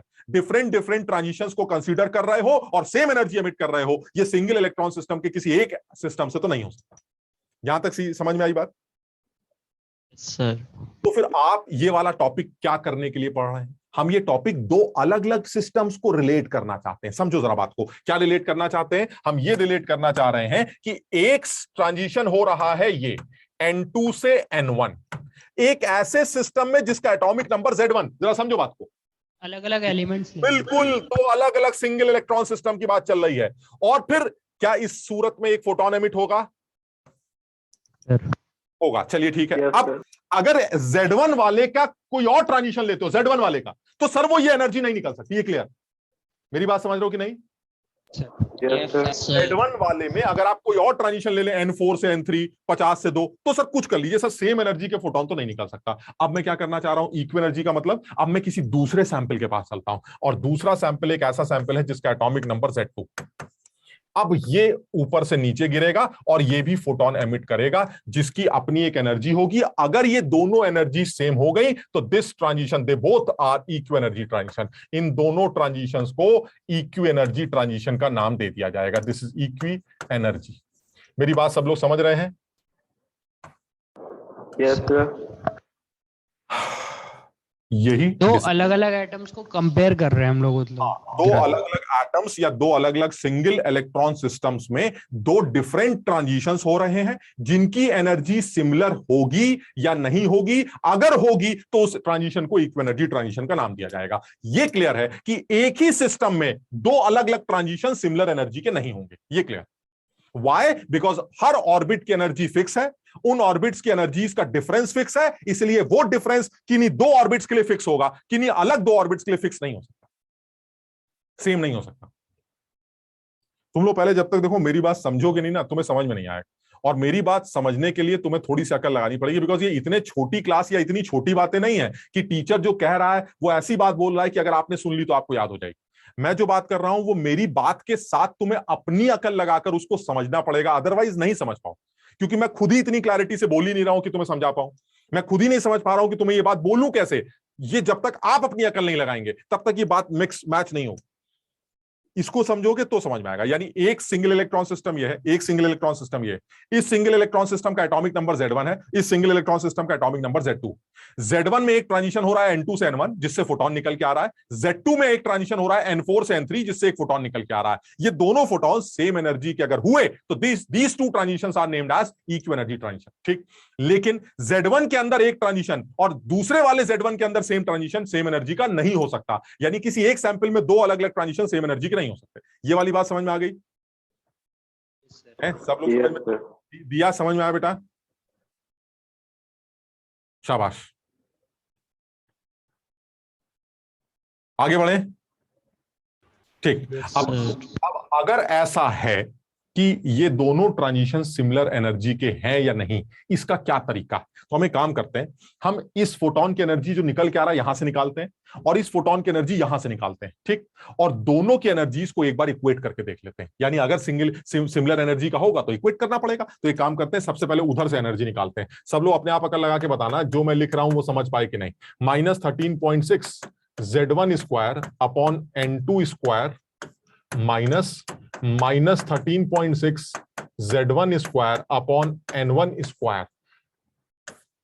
उधर वाले फोटोन की जो एनर्जी होगी वो कैसे निकलेगी? -13.6 Z2 square upon N4 square. इसको N4 ले लेते हैं, इसको N3 ले लेते हैं। N4 square minus -13.6 Z2 square upon N3 square. बताओ समझ में आया? ये वो फोटोन है जो यहां से निकला और ये वो फोटोन की एनर्जी है जो यहां से निकली। क्लियर है? Yes sir. Yes sir. Yes sir. Photon की एनर्जी कैसे निकलती है? इलेक्ट्रॉन की दोनों लेवल की एनर्जी को माइनस कर देते हैं। तो इलेक्ट्रॉन की यहां एनर्जी ये थी, नीचे उसकी एनर्जी ये है, दोनों को माइनस कर दिया, फोटोन निकल आया। This is the energy of ये वाला फोटोन और ये वो। और अगर ये इक्वल एनर्जी है तो ये दोनों एनर्जी बराबर होनी चाहिए। Yes sir. और अगर ये दोनों एनर्जी बराबर हुई तो क्या होगा? 13.6 कैंसिल हो जाएगा, इसको कैंसिल कर देते हैं। And this will be Z1 square upon N1 square minus Z1 square upon N2 square is equal to Z2 square upon N3 square minus Z2 square upon N4 square. ये मेरी एक equality तैयार होगी और इस इक्वालिटी को अगर valid होना है तो मैं इसको कंपेयर कर सकता हूं। ये सिर्फ तभी वैलिड होगी जब Z1 बाय Z2 जो होगा वो आपका N1 बाय N3 के बराबर होगा। समझो बात। और साथ ही साथ Z1 बाय Z2 वो N2 बाय N4 के बराबर होगा। यानी ये मैथ्स की क्वालिटी तभी वैलिड हो सकती है जब ये इक्वेशन एप्लीकेबल हो। That means symmetry. समझो बात। Z1 by N1 is equal to Z2 by N3 and Z1 by N2 is equal to Z2 by N4। उससे आपकी ये रिलेशन निकल के आती है और एकदम साफ समझ में आता है कि अगर आप N3 की वैल्यू निकालना चाहते हैं तो N3 की वैल्यू Z2। हाँ बेटा सर, ये जो इक्वल टू के बाद Z2 स्क्वायर अपॉन ये पहले वाले में N4 स्क्वायर नहीं आना चाहिए? पहले वाले में यहां पर नहीं सर, सेकंड स्टेप में जो बॉक्स सेकंड में N4 का स्क्वायर ही आ रहा है। ये इसके नीचे वाले में, इसके नीचे वाले में नहीं बेटा, मैंने माइनस को अंदर कर दिया ना। समझो बात को। ये वाला माइनस इस माइनस के साथ जाएगा तो प्लस बन जाएगा। Yes sir. तो वो N3 वाला प्लस में आ जाएगा ये, और ये माइनस वाला। समझ में आया? Yes sir. तो ये थोड़ा सा ऐसे, और ये हमारी एक इक्वेशन बन गई। और दूसरी जो इक्वेशन बन गई वो ये बन गई कि जो N4 की वैल्यू आएगी वो Z2 bye Z1 into N2 के बराबर आएगी। ये है वो मेरा फाइनल कंक्लूजन जो मुझे ध्यान रखना चाहिए था कि अगर आपको दोनों साइड के एटम्स के नंबर, एटॉमिक नंबर्स पता हो और आपको कोई भी एक ट्रांजिशन पता हो तो वो दूसरा ट्रांजिशन क्या होगा दूसरे सैंपल में वो कैलकुलेट किया जा सकता है।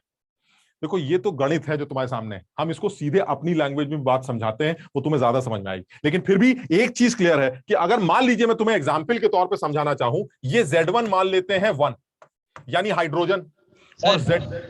हाँ सर, मतलब N1 N2 N3 और N4 चारों बराबर है क्या? क्या चीज? N1 N2 N3 N4 बराबर होंगे चारों? क्यों?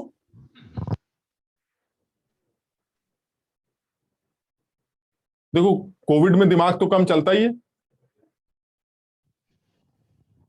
ये इसीलिए तो नहीं कह रहे तुमको। नहीं सर।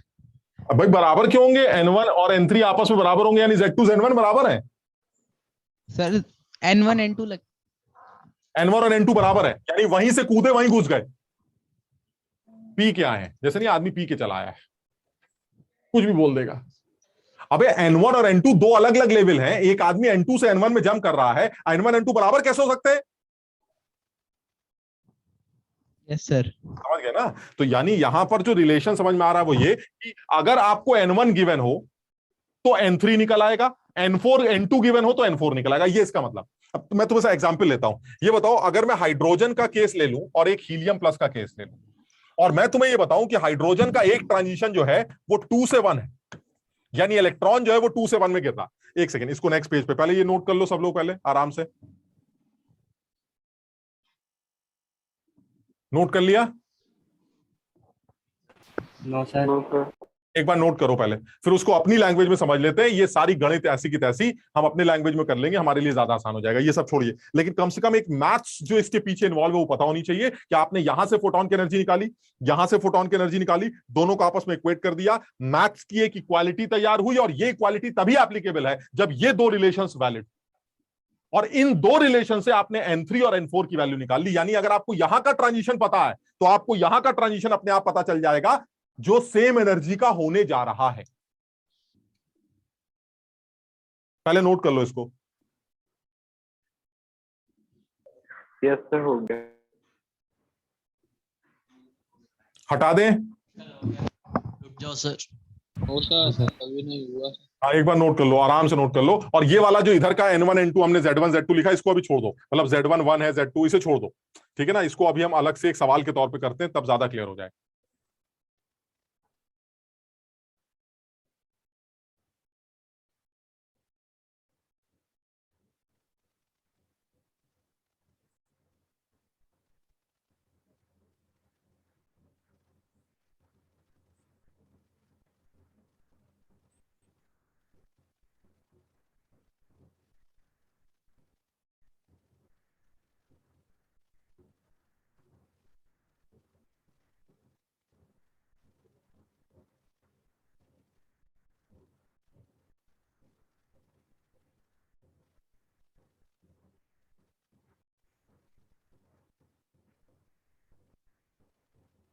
हो गया सर।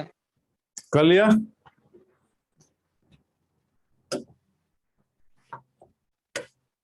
अब देखो जरा, ऐसे करते हैं, एक सवाल के तौर पे बात करते हैं। ये आपका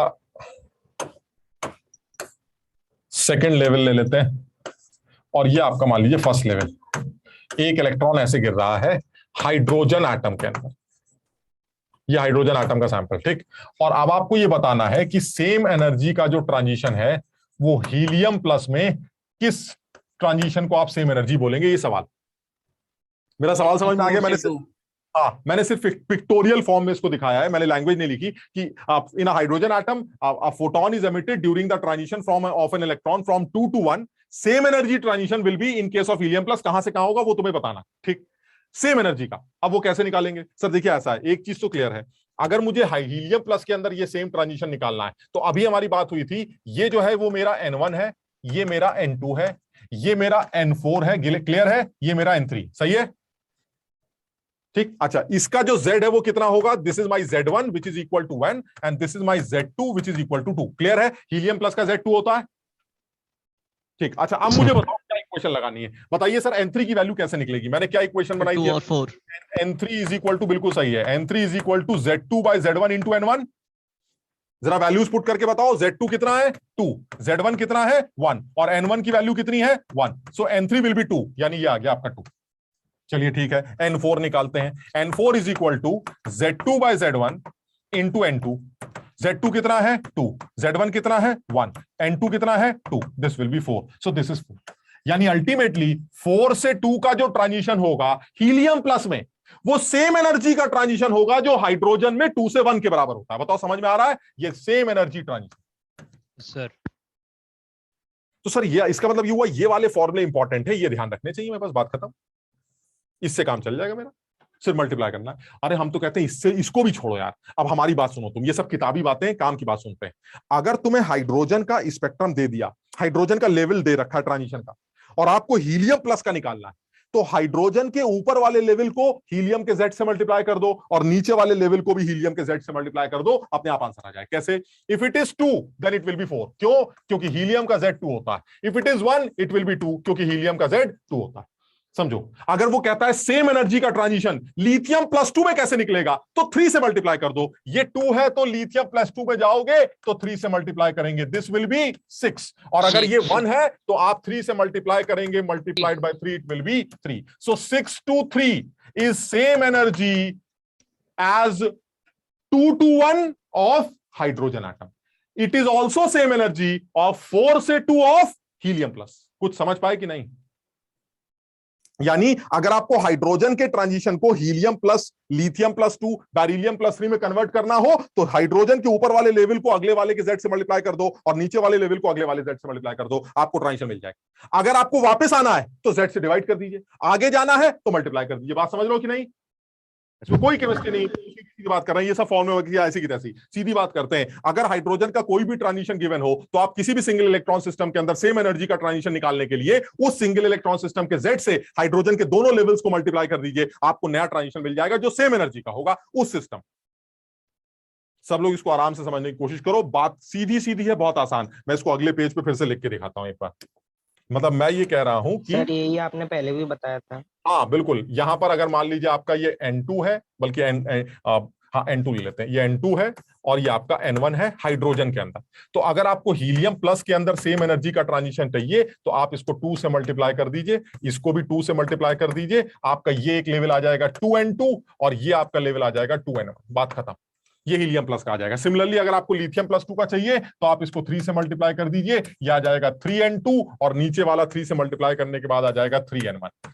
यानी कहने का मतलब ये हुआ, ये लिथियम +2 का सेम एनर्जी का ट्रांजिशन होगा, उसी एनर्जी का ये भी होगा, उसी एनर्जी का ये भी होगा। They all are equal energy transition. यानी हाइड्रोजन हीलियम प्लस, हाइड्रोजन को हीलियम प्लस में या लिथियम +2 में अगर आप ऑब्जर्व करना चाहते हैं या किसी भी सिंगल इलेक्ट्रॉन सिस्टम में ऑब्जर्व करना चाहते हैं तो आप सीधे सीधे Z से मल्टीप्लाई कर दीजिए दोनों लेवल्स को, आपको वो 2 लेवल मिल जाएंगे जो उस सिस्टम के सेम एनर्जी के ट्रांजिशन एमिट करते हैं। सर जैसे हीलियम प्लस और लिथियम +2 दे रखा है तब भी सर 3 से एक सेकंड, मैं आता हूं, एक एक करके बात करते हैं। अभी हमने क्या सीखा कि हाइड्रोजन से अगर आगे जाना हो तो क्या करेंगे, ये क्लियर हो गया कि नहीं? Yes sir. यानी अगर आपको हाइड्रोजन से आगे जाना है तो Z से इधर भी मल्टीप्लाई, इधर भी मल्टीप्लाई, आगे आगे पहुंच जाएंगे। ठीक, अच्छा ये पहली बात। अब आते हैं दूसरी बात पे। अगर मुझे वापस आना हो, वापस मतलब लिथियम +2 का दे रखा है और हाइड्रोजन का निकालना है, अब क्या करेंगे? डिवाइड। तो डिवाइड कर, बताओ समझ रहे हो बात को? Yes sir. अब जरा अक्ल लगाना, आप सोच लो अपने आप। अब आप एक सवाल पूछेंगे, देखते कौन जवाब दे। हाइड्रोजन का जो एमिशन स्पेक्ट्रम बनता है वो किसी भी सिंगल इलेक्ट्रॉन सिस्टम के एमिशन स्पेक्ट्रम का सबसेट होता है। ट्रू और फॉल्स? मैं एक सेकेंड, अब मैं तुम्हारी लैंग्वेज में बात कर लेता हूं। हाइड्रोजन के एमिशन स्पेक्ट्रम में जितनी भी स्पेक्ट्रल लाइंस निकलती, जितने भी फोटॉन्स निकलते, यूनिक फोटॉन्स निकलते हैं, उतने ही यूनिक फोटॉन्स हीलियम प्लस या किसी भी सिंगल इलेक्ट्रॉन सिस्टम में निकलते ही निकलते हैं। उससे ज्यादा भी निकलते होंगे जो हाइड्रोजन के अंदर नहीं होते होंगे, या मतलब तुम मेरी बात समझ रहे हो? यानी हाइड्रोजन का जो एमिशन स्पेक्ट्रम है वो फोटॉन एमिट करेगा, तो जो हीलियम प्लस का जो एमिशन स्पेक्ट्रम बनेगा उसमें उतनी स्पेक्ट्रल लाइंस तो बनेंगी जो हाइड्रोजन ने बनाई, कुछ एक्स्ट्रा भी बनेंगी जो हाइड्रोजन के अंदर नहीं बनती। ट्रू। ये ट्रू है या फॉल्स? ट्रू। ट्रू। इसका उल्टा ट्रू। ट्रू। हीलियम प्लस के अंदर जितनी स्पेक्ट्रल लाइंस बनेंगी वो हाइड्रोजन में तो बनेंगी, कुछ हाइड्रोजन में एक्स्ट्रा होंगी जो हीलियम प्लस में नहीं बनेंगी। कौन सा स्टेटमेंट ट्रू लगा?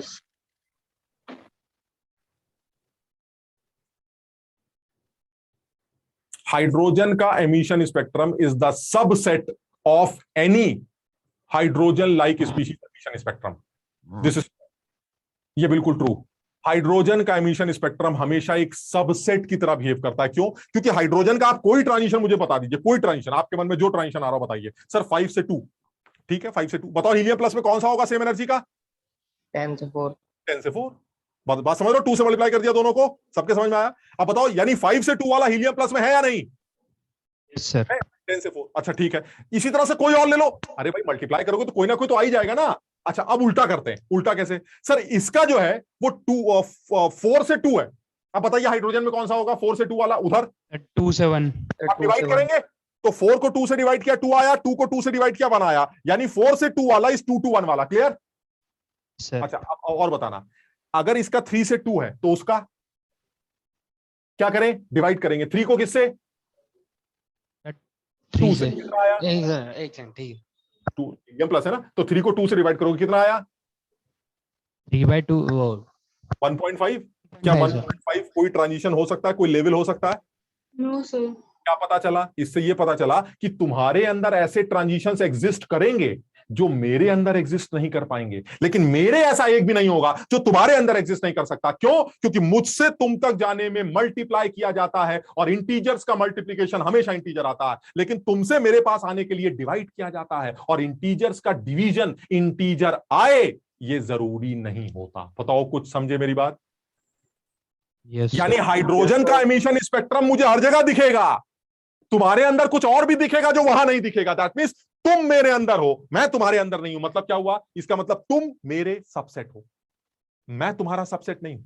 समझ रहे हो? यानी हाइड्रोजन का जो एमिशन स्पेक्ट्रम होता है वो हमेशा किसी भी सिंगल इलेक्ट्रॉन सिस्टम का सबसेट माना जाता है। यानी जितनी स्पेक्ट्रल लाइंस हाइड्रोजन के एमिशन स्पेक्ट्रम में दिखती हैं वो सारी स्पेक्ट्रल लाइन हर सिंगल इलेक्ट्रॉन सिस्टम में देखने को मिलेंगी। कुछ उनमें एक्स्ट्रा होंगी जो हाइड्रोजन के अंदर दिखाई नहीं देंगी। बताओ यहां तक समझ में आई बात? Yes sir. यानी अगर मुझे हाइड्रोजन से आगे जाना है तो मल्टीप्लाई करना है, वहां से वापस आना है तो डिवाइड करना है। अगर डिवाइड करने से इंटीजर वैल्यूज आ गई तब तो एग्जिस्ट करूंगा, अगर नहीं आई तो एग्जिस्ट नहीं करूंगा। यहां तक क्लियर है? Yes sir. अच्छा अब आते हैं तीसरी बात पे जो अभी एक बच्चा पूछ रहा था। अगर मुझे हीलियम प्लस से आगे जाना हो तो क्या करूंगा? क्या मतलब इस बात का? हीलियम प्लस का एक ट्रांजिशन दे रखा है और पूछा जा रहा है तुम्हारे अंदर सेम एनर्जी का ट्रांजिशन कौन सा होगा, तो क्या करेंगे? सर सबसे अच्छा तरीका है हीलियम प्लस से पहले वापस आ जाइए। क्या करें? 2 से डिवाइड डिवाइड बाय 2 भाई जो भी नंबर इंटीजर आया तो ठीक, नहीं आया तो भी ठीक, क्योंकि मुझे तुम्हारे अंदर नहीं निकालना है, मुझे उसके अंदर निकालना है। ठीक, तो मैंने डिवाइड करके पहले यहां पहुंचा, कुछ भी आया वो दोनों वैल्यूज मैंने लिखी। अब मुझे आगे जाना है तो मैंने मल्टीप्लाई कर दिया। बताओ समझे? अगर अब इंटीजर आया तो तुम्हारे अंदर एग्जिस्ट करेगा, अगर अब इंटीजर नहीं आया तो मेरा वाला तुम्हारे अंदर एग्जिस्ट नहीं करेगा। खत्म। कुछ समझ पाए? जैसे ये हीलियम प्लस से लिथियम प्लस 2 मैंने जाना। फिर से बता रहा हूं, हीलियम प्लस का ये दे रखा है, जैसे मान लो 4 से 2। ठीक है, इसको भी अलग सवाल के तौर पे कर लेते हैं। ये हीलियम प्लस का है, ये हमें लिथियम का निकालना है। ठीक, और ये कह रहा है भाई ये हमारा 4 से 2 वाला है, आप बताइए यहां कौन सा होगा? ये सवाल यहां कौन सा? ठीक, तो मैं करूंगा क्या कि सबसे पहले यहां से वापस आ जाऊंगा। ठीक, यहां से वापस, ये सवाल यहां से वापस लाने का तरीका क्या होगा? डिवाइड या मल्टीप्लाई? डिवाइड हो जाएगा 2 से। तो सर यहां 2 से डिवाइड कर देते हैं, इसको भी 2 से डिवाइड कर देते हैं, तो ये लेवल आ गया 2 और ये लेवल आ गया 1। क्लियर है सर? अच्छा अब यहां से सर आगे चले जाइए। यहां से आगे जाने के लिए क्या करते हैं? मल्टीप्लाई बाय 3 इंटू 3 कितना आया? 6 and 3। इसका मतलब ये हुआ तुम्हारा वाला और मेरा वाला कॉमन है, तुम्हारा 4 से 2, मेरा 6 से 3। बताओ समझ में आई बात? यानी अगर तुम्हें हीलियम से आगे जाना है या बीच वाले से आगे वाले के पास जाना है तो पहले बीच वाले को डिवाइड करके हाइड्रोजन के पास ले आओ और हाइड्रोजन को मल्टीप्लाई करो। समझ गए सर। सर एक डाउट है सर, हाँ, अगर हम लोग हाइड्रोजन को हीलियम में कन्वर्ट कर रहे हैं और डिवाइड करेंगे और इंटीजर वैल्यू नहीं आएगा, हाइड्रोजन को हीलियम में कन्वर्ट कर रहे हैं तो मल्टीप्लाई कर रहे हैं, सॉरी हीलियम को हाइड्रोजन, हीलियम को हाइड्रोजन में कन्वर्ट। हाँ सर, और इंटीजर वैल्यू नहीं आया, कोई बात नहीं, लेकिन जब हम फिर से मल्टीप्लाई करेंगे लिथियम में कन्वर्ट करने के लिए और अगर होल नंबर वैल्यू ही आया तो वो करेक्ट ही है ना सर? वो करेक्ट है बिल्कुल, क्योंकि तुम्हें हाइड्रोजन में नहीं निकालना है, तुम्हें किसके लिए निकालना था? लिथियम प्लस 2 के लिए, तो वहां इंटीजर आना चाहिए, यहां आया ना। क्लियर? हाँ सर, यस। वैसे स्पंदना, अगर तुमने इतनी दिमाग लगाई है तो एक दिमाग और लगाओ। अगर हीलियम से यहां आने में इंटीजर नहीं आया तो यहां से वहां जाने में, लिथियम के पास जाने में भी इंटीजर नहीं आएगा। क्यों? क्योंकि अगर ये 1.5 है तो 3 से मल्टीप्लाई करने से कभी भी इंटीजर नहीं आ सकता। बताओ समझे? हाँ सर। इसका मतलब ये हुआ कि हीलियम प्लस का जो ट्रांजिशन हाइड्रोजन में एग्जिस्ट नहीं कर रहा लिथियम से मल्टीप्लाई करना वो लिथियम में भी एग्जिस्ट नहीं करेगा। 4 से तो आ जाएगा, अब 4 से आ जाएगा, लेकिन फिर वो लिथियम प्लस 2 नहीं होगा, वो बेरिलियम प्लस 3 का होगा। समझे कि नहीं? 4 से मल्टीप्लाई कब करोगे? 4 से मल्टीप्लाई तब करेंगे जब बेरिलियम प्लस 3 का निकालना हो, क्योंकि Z बेरिलियम प्लस 3 का 4 होता है, लिथियम प्लस 2 का Z तो 3 होता है। यार तुम लोग बहुत लल्लू हो बे। मोनित समझ में आएगी नहीं बात? Yes sir, even atomic number वालों से करना पड़ेगा। हाँ मतलब मैं ये कहना चाह रहा हूं कि देखो इसमें कुछ याद मत करो यार। देखो स्पंदना, कोमल, ये जितने भी लवली, अर्शदीप, ये जितने भी बच्चे यहाँ ऑनलाइन बैठे हैं, अब तुम समझो इसको कुछ याद मत करो भाई। बहुत बिल्कुल सीधी सीधी बात कर रहे हैं आप। हाइड्रोजन हो गए, ये हीलियम प्लस हो गया, ये लिथियम +2 हो गया, ये बेरिलियम +3 हो गया, so on so on so on. ये हमारे सारे सिंगल इलेक्ट्रॉन सिस्टम। मैं क्या बताना चाह रहा था कि जो हाइड्रोजन का है कोई भी ट्रांजिशन, चाहे ये वाला हो, चाहे बड़ा हो, चाहे छोटा, कोई भी, वो सारी एनर्जी जो एमिट हो रही वो सब ये सब एमिट करें। क्यों? क्योंकि यहां के ट्रांजिशन को आगे ले जाने के लिए मल्टीप्लाई किया जाएगा, और मल्टीप्लीकेशन हमेशा इंटीजर वैल्यू देगा ही देगा। तुम लोग यार ये सब याद करते रहोगे तो ही समझ में आएगा, अगर ऐसे ही सुनते रहोगे तो कुछ समझ में नहीं आएगा। ये सब लोग याद कर पा रहे हैं? आरुषा समझ में आ रहा है? हाँ, तो इसको समझने की कोशिश करो। हाँ, इसको समझने की कोशिश करो, इसको एक बार याद करो। जो मैं तुम्हें बोल रहा हूं उसको सब लोग याद करो। क्या बोला जा रहा है? बोला ये जा रहा है हाइड्रोजन का एमिशन स्पेक्ट्रम हमेशा हर सिंगल इलेक्ट्रॉन सिस्टम का सबसेट होता है। व्हाई? बिकॉज हाइड्रोजन का कोई भी ट्रांजिशन जितनी एनर्जी का गैप देता है वो गैप आपको हमेशा मिलेगा, बस वो ट्रांजिशन का लेवल बदल जाएगा। वो लेवल कैसे निकाले? बड़ा आसान है। यहां से आपको जहां जाना है बताइए। बेरिलियम के पास जाना है तो 4 से मल्टीप्लाई कर दीजिए, लिथियम +2 के पास जाना है तो 3 से मल्टीप्लाई कर दीजिए, हीलियम प्लस के पास आना है तो दोनों लेवल को 2 से मल्टीप्लाई कर दीजिए। यहां तक समझ में आ गया था?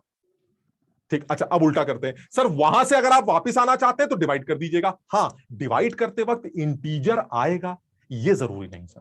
अगर डिवाइड करते वक्त हाइड्रोजन के पास इंटीजर आ गया तो वो ट्रांजिशन हाइड्रोजन में एग्जिस्ट करेगा। अगर हाइड्रोजन के अंदर इंटीजर नहीं आया तो हाइड्रोजन में एग्जिस्ट नहीं करेगा। यहां तक ठीक है स्पंदना? Yes sir. ठीक, अच्छा अब थर्ड लेवल क्या है? वहां से अगर मुझे आगे जाना हो, मतलब यहां से मुझे आगे जाना हो तो क्या करूंगा? मैंने क्या बताया? पहले आप यहां से हाइड्रोजन के पास आ जाइएगा, वापस आने के लिए डिवाइड करते हैं। Yes sir. अब वो डिवाइड करके सर बताइए हाइड्रोजन में अगर इंटीजर आ गया तो क्या होगा? आ गया तो आ गया, नहीं आया तो? क्योंकि मुझे ये नहीं निकालना है कि तुम्हारा वाला मेरे अंदर है कि नहीं, मुझे ये निकालना है तुम्हारा वाला उसके अंदर है कि नहीं। तो मैं जब डिवाइड करके यहां आऊंगा तो इंटीजर आया तो ठीक, नहीं आया तो ठीक। ठीक है, कोई ना कोई लेवल आ जाएगा, उसके बाद मल्टीप्लाई करके यहां चले जाइए। अब अगर इंटीजर आया तो फिर तुम्हारा वाला वहां एग्जिस्ट करता है, वरना तुम्हारा वाला वहां एग्जिस्ट नहीं करता। तो उससे फर्क नहीं पड़ेगा अगर हाइड्रोजन का इंटीजर है या फिर एक नॉर्मल वैल्यू है, होल वैल्यू है। क्या कह रहे हो? फिर से बोलो बेटा।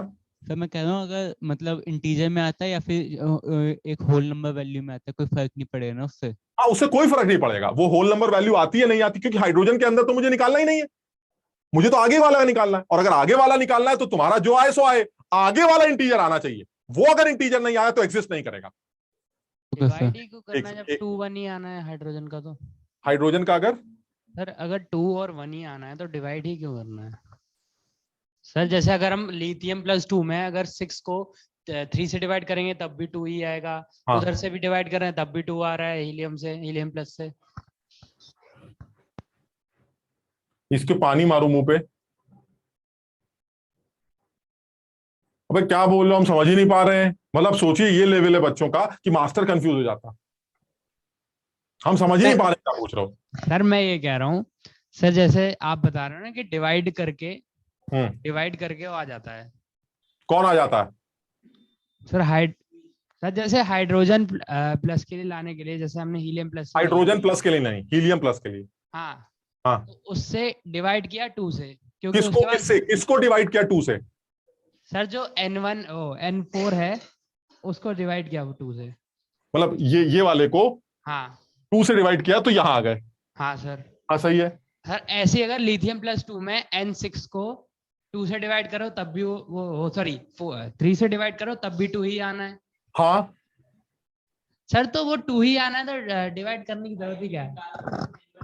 अबे क्या बोल रहा है यार, ये तुम लोग इसको संभाल लोगे, हम वहीं आके संभालें? कृत क्या करते हो? आ जाओ सर। है, इसको संभाल लोगे कि नहीं? नहीं। अच्छा, कैसे किया जाए? अरे भाई ये समझाओ इसको, क्या पूछ रहा है हम तो समझ ही नहीं पा रहे। कल आ जाओ। एक सेकंड, मैं एक सवाल कर रहा हूँ सर। गुंडे बुलवाए। ये बताओ, ये जो भाई साहब हैं इनको छोड़ के, ये हालांकि ये भी समझ गया है, लेकिन ये जो पूछ रहा है वो हम नहीं समझ पा रहे हैं। ये कह रहा है कि सर 6 को 3 से डिवाइड करके भी 2 आता है, 4 को 2 से डिवाइड करके भी 2 आता है। अरे तो क्या करें आता है तो? मतलब आप क्या, हम आगे तो बोलो क्या करें? सर वो क्वेश्चन वैल्यू तो सेम ही रहेगी ना, मतलब 2 और 1। हाँ हाँ सर बस इतना ही। कोई बच्ची पूछ रही थी कुछ अभी। पर मैं कह रही हूँ उससे क्वेश्चन अलग लग रहा है। वो कह रहा है ना सर लिथियम से हाइड्रोजन आ रहा है, बट हाँ। क्वेश्चन में पहले हीलियम से हाइड्रोजन आ रहा है फिर लिथियम पे जा रहा है, तो वो क्वेश्चन गलत समझ रहा है सर। हाँ, मुझे लग रहा है तुम समझ गलत रहे हो, ये सही कह रही है। हम पहले यहां से यहां आ रहे हैं और फिर यहां से यहां जा रहे हैं, ये काम कर। जैसे मैं एक सवाल लेता हूं यार, तुम लोग गजब लग, समझ तो आ गया पूरा। नहीं हम समझ रहे हैं, तुम बहुत समझदार हो। एक बार ये करते हैं, शॉर्ट में बताते हैं, शॉर्ट में लिखते हैं, बल्कि लैंग्वेज लिख देते हैं। आप find out the equi energy transition in beryllium +3 which is same energy with helium +2 to 1 transition. ऐसे समझ के देखो जरा, मतलब बेरिलियम +3 में इक्वी एनर्जी ट्रांजिशन कौन सा होगा जो हीलियम प्लस का 2 से 1 का ट्रांजिशन है, बताओ। अब तुम अपने आप सोचना जरा, सवाल में क्या दे रखा है। ये 2 से 1 का ट्रांजिशन किसका है? ये हीलियम प्लस का। अब पूछा क्या जा रहा है कि बेरिलियम +3 में सेम एनर्जी का ट्रांजिशन कौन सा होगा नहीं होगा, वगैरह वगैरह। अब आप कैसे निकालेंगे बताइए? पहले हम यहां से, कोई और बताए भाई, कोई और बताए, पीछे से कोई बताए। into 4 कर देंगे। दिया बताएगी। दिया आ रहा है बेटा समझ में? बताओ क्या कह रही हो?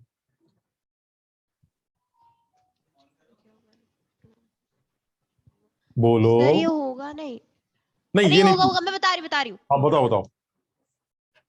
यहां से यहां जाना है, क्या करें?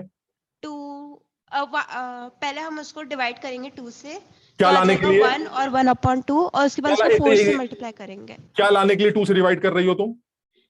हाइड्रोजन में। हाइड्रोजन है, ठीक है। चलिए हाइड्रोजन के पास चलते हैं। ये हाइड्रोजन के पास गए तो क्या किया आपने? 2 से डिवाइड किया। 2 से डिवाइड करा तो ये 1 आएगा। हाँ, और नीचे 1/2 आ जाएगा। तो बिल्कुल सही है। इसको डिवाइड किया तो 1/2 आ जाएगा, दैट इज 0.5। इससे एक चीज क्लियर है, दिया तुम मानती होगी इस बात को, एक चीज क्लियर है कि हीलियम प्लस का ये वाला ट्रांजिशन हाइड्रोजन में नहीं है। Clear? Yes sir. Because this is not integers, ultimately helium plus है। क्या कह रहे हो? ये होगी नहीं और आप दिख नहीं रहे हो। दिख नहीं रहे हैं तो ये आज शाम में क्लास खत्म होती है डॉक्टर को दिखाओ बेटा। ये क्या, क्यों नहीं दिख रहे हैं? कौन बोल रहा है? सर अनुराग गौतम बोल रहा है। अनुराग नहीं दिखाई दे रहा है? सर सच में नहीं दिखाई दे रहा है सर। अरे यार तो ये मैं हो सकता है स्क्रीन के बाहर निकल गया हूं। अब दिख रहा है? सर अब भी नहीं दिख रहा सर। मैं शुरू से ज्वाइन करता हूँ। एक बार बाकी लोगों को दिखाई दे रहा हूं मैं? Yes sir. एक बार अनुराग दोबारा ज्वाइन करो बेटा, हो सकता है कुछ गड़बड़ हो। ठीक है। हाँ, तो अब देखो यहां पर क्या हो रहा है कि हीलियम प्लस जो है वो 2 से 1 में आ रहा है, यहाँ 1 से। तो इससे ये पता चल रहा है कि हमारा जो स्पंदना भी अभी पूछ रही थी कि आप सर ये बताइए कि हाइड्रोजन में अगर दिखता है तो फिर वहां दिखेगा कि नहीं, मतलब वही जो हमारा डिस्कशन हो रहा था। तो यहाँ 2 से 2 को डिवाइड किया 1 आया, यहाँ 1 को 2 से डिवाइड किया 0.5 आया। अच्छा ये बताओ हाइड्रोजन में ये स्पेक्ट्रम दिख रहा है कि नहीं? ये ट्रांजिशन होगा कि नहीं? नहीं होगा सर। लेकिन सर हाइड्रोजन में हो रहा है नहीं हो रहा, मुझे इससे क्या मतलब? मुझे आंसर हाइड्रोजन में देना है या बेरिलियम का? तो अब बेरिलियम में हो रहा है कि नहीं ये बताइए। तो मैंने कहा ठीक है सर, यहां जो हो रहा है होने देते हैं, अब यहां से आगे चलते हैं। क्या याद है बेरिलियम +3 का Z4 होता है? तो अगर इस दिया बता रही थी, दिया बताओ बेटा आगे। हाँ सर, हमें दोनों को 4 से मल्टीप्लाई करेंगे तो बिल्कुल शाबाश, 4 आ जाएगा, नीचे 2 आ जाएगा। बिल्कुल सही कह रही हो, ऊपर 4 नीचे 2। इससे ये पता चलता है कि ये ट्रांजिशन और ये ट्रांजिशन ये इक्वी एनर्जी ट्रांजिशन है। बिल्कुल सही कहा। यानी अगर मैं इतनी सी बात और अब मैं आता हूं किताब पर। किताब कैसे कहती? किताब कहती है कि हिट एंड ट्रायल यूज करेंगे। देखो जरा हिट एंड ट्रायल कैसे। इसकी एनर्जी निकालते हैं। इसकी एनर्जी हो गई आप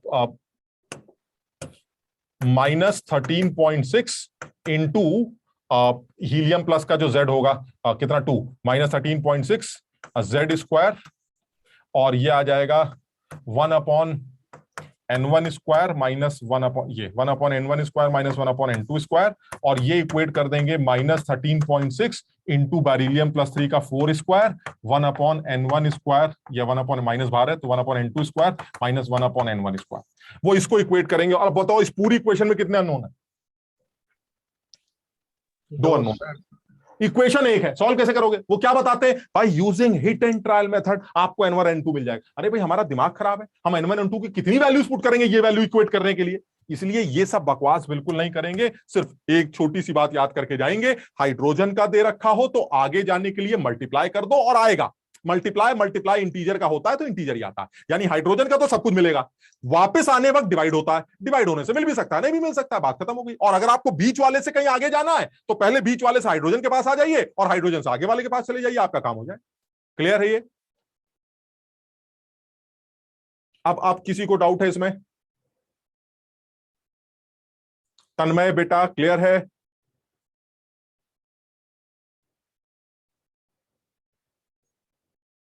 सम्यक? Yes sir. हाँ तेरी आवाज आ गई अब। सम्यक ठीक है?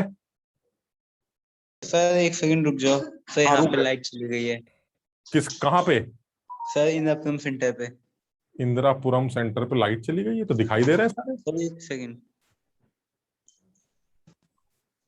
सर, 2 मिनट लगेगा, तब तक सब लोग ज्वाइन कर रहे हैं। ठीक है ठीक है ठीक। लवली क्लियर है बेटा? लवली आवाज नहीं आ रही तुम्हारी, अब भी आवाज नहीं आ रही।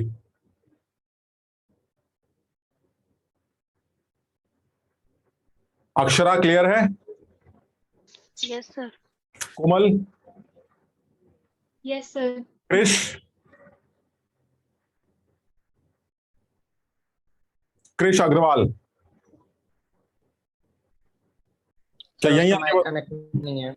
अच्छा, क्रिश का माइक कनेक्ट नहीं, हमने सोचा यहीं आके बताएगा। क्रिश तो आ भी सकता है जल्दी से। सर मैं अभी इंदिरापुरम में ही हूँ सर। अच्छा ठीक है।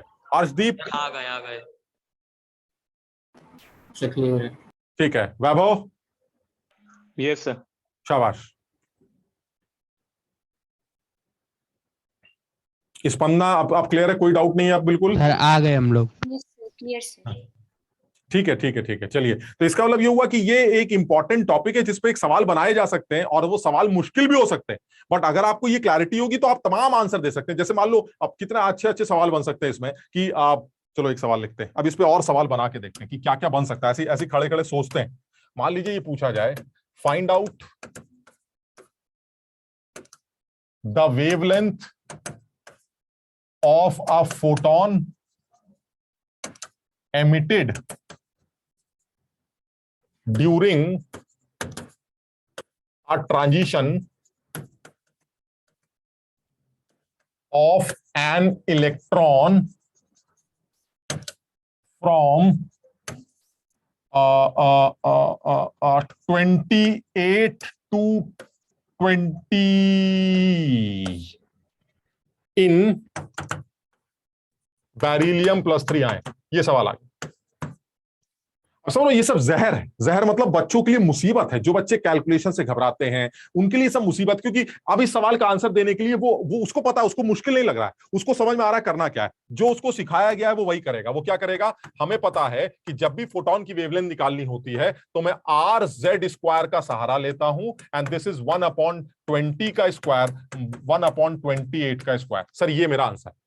इससे 1/λ निकल के आएगा सर, उसको रेसिप्रोकल करके लैम्डा निकालूंगा। ये मेरा बताओ समझ में आया क्या किया मैंने? ये फोटोन की वेवलेंथ निकालने के लिए यही वाला वही अपना जो बकवास फॉर्मूला रिडबर्ग का। सर लेकिन ये देखने में आपको आसान लग रहा है। सर ये देखने में आसान लग रहा है, ये इतना आसान नहीं है। क्यों? क्योंकि सर एक तो 20 का स्क्वायर 28 का स्क्वायर, फिर एलसीएम लेके सॉल्व करना, बैंड बच जाएगी, और उसके बाद भी लैम्डा नहीं आएगा सर, 1/λ आएगा। और 1/λ को लैम्डा में कन्वर्ट करना दुनिया का सबसे मुश्किल काम होता है। किसी भी चीज को 1 में से डिवाइड करना, समझ बात को, 0.000 बैंड बच जाती है। तो क्या करें सर? ये सब छोड़िए ना, वो 12400 वाला फॉर्मूला लगाइए ना जो आपने लैम्डा निकालने के लिए बताया था एंगस्ट्रॉम में। सीधे क्या फॉर्मूला था? 12400 divided by delta E in EV. Clear? ये भी तो मुश्किल है। आपको 28 और 20 की एनर्जी भी तो निकालनी पड़ेगी सर। इनके डिफरेंस का ही तो फोटोन निकल के आएगा। ये कैसे निकालेंगे? अब अकल लगाएंगे। बेरिलियम +3 का 28 से 20 का ट्रांजिशन, हाइड्रोजन का सर 7 to हाइड्रोजन का 5। शाबाश। बेरिलियम +3 का 28 से 20 हाइड्रोजन का 4 से डिवाइड करोगे कि नहीं? भूल गए सर। तो 28 का क्या बन जाएगा? 7। और 20 का क्या बन जाएगा? यानी हाइड्रोजन का 7। क्या हाइड्रोजन का 7 याद है? Yes sir. क्या हाइड्रोजन का 5 याद है? Yes sir. दोनों को माइनस करके यहां रख लोगे, यस सर। सीधे आंसर आ जाएगा सर। कैलकुलेशन बहुत बच जाएगी, इतना ड्रामे से तो अच्छा है। यानी कि सीधे सीधे 12,400 डिवाइडेड बाय 7वें की एनर्जी होती है -0.28, और ये हो गया प्लस में जब घटाओगे 5वें की तो 0.544। दोनों को सॉल्व करके आपका आंसर सीधे एंगस्ट्रॉम में निकल आएगा सर। ज्यादा झंझट नहीं होगा जितना झंझट आप यहां देखें। ये हमारा मेथड है। दिस इज मेथड 1, बड़ा आसान है। कैलकुलेशन थोड़ी सी गंदी लगती है।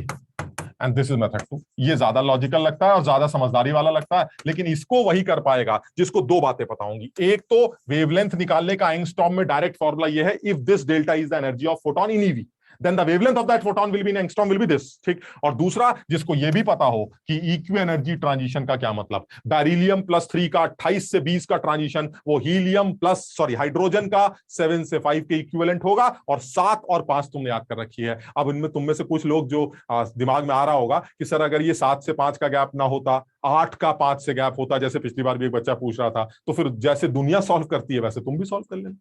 लेकिन तुम खुद इस बात को समझो कि रेयर चांस होंगे कि वो बहुत बड़े बड़े लेवल्स की बात करें, क्योंकि अब तक जेई में या किसी भी एग्जाम में, क्योंकि इतना ऊपर जाते वक्त एनर्जी सिमिलर हो जाती। आप देखिए ना, छठे की एनर्जी 0.38 है, 7वें की 0.28 है, और ऊपर बढ़ेंगे 0.21, ऐसे समझ लो इतनी क्लोज होती चली जाएगी कि फिर लेवल्स में डिफरेंस नजर ही नहीं आएगा। इसलिए जो भी सवाल होते हैं वो नीचे नीचे खेल कूद के खत्म हो जाते।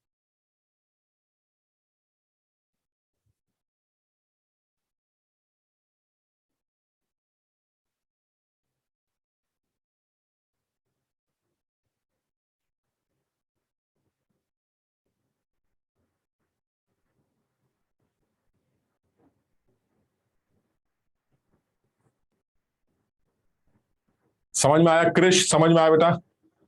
Yes sir. जाग रहे हो बेटा? सर दोनों मेथड में आंसर तो सेम ही आएगा ना? नहीं नहीं, अरे आंसर अलग अलग आएगा। मेथड किसे कहते हैं बे? मेथड 1 और मेथड 2 का मतलब दोनों अलग अलग आंसर देते। बस गजब लल्लू लोग हो तुम लोग। अरे भाई मेथड मतलब होता है तरीके, तरीकों से आंसर ही अलग आ जाएगा तो मेथड थोड़ी ना बोलेंगे। समझ रहे हो? Yes sir. आंसर जो है उसमें थोड़ा बहुत चेंज आ सकता है आशीष। उसका रीजन है कि ये एग्जैक्टली 12,400 नहीं होता, लेकिन उतना जो अंतर आएगा वो ऑप्शन में कवर हो जाएगा। समझ लो नहीं, ऑप्शन ऐसे होंगे कि हमारा काम चल जाएगा बस। आशीष समझ में आई बात? Yes sir. हाँ, तो थोड़ा सा आंसर ऑलमोस्ट सिमिलर आएंगे। अगर तुमने सारी वैल्यू सही पुट की तो आंसर ऑलमोस्ट सिमिलर निकल के आएंगे। जैसे यहां पर भी जो लैम्डा निकल के आएगा वो आर की यूनिट के ऊपर डिपेंड करेगा। तो आर तुमने याद कर रखा है 109677 सेंटीमीटर इनवर्स, तो जो लैम्डा आएगा वो सेंटीमीटर में आएगा। आप उसको एंगस्ट्रॉम में कन्वर्ट करेंगे तो यही आंसर आएगा जो यहां से एंगस्ट्रॉम में आएगा। क्लियर है ना? Yes sir.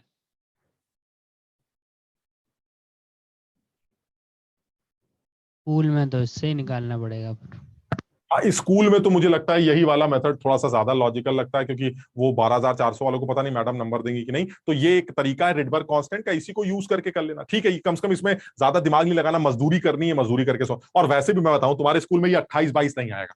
2 से 3, 3 से 4 का ट्रांजिशन, वही समझ लो, 2 का स्क्वायर, 3 का स्क्वायर, 4 का स्क्वायर, बस उतने से काम चल जाएगा। इससे ज्यादा कुछ नहीं आया।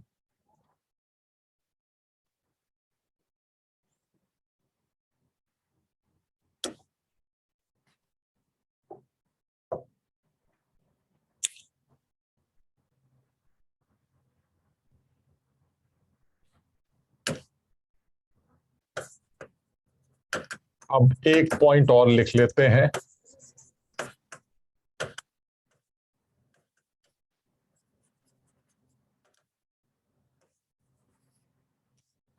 यूनिक फोटॉन्स के एमिशन के बारे में अब थोड़ी सी बात करना चाह रहे हैं।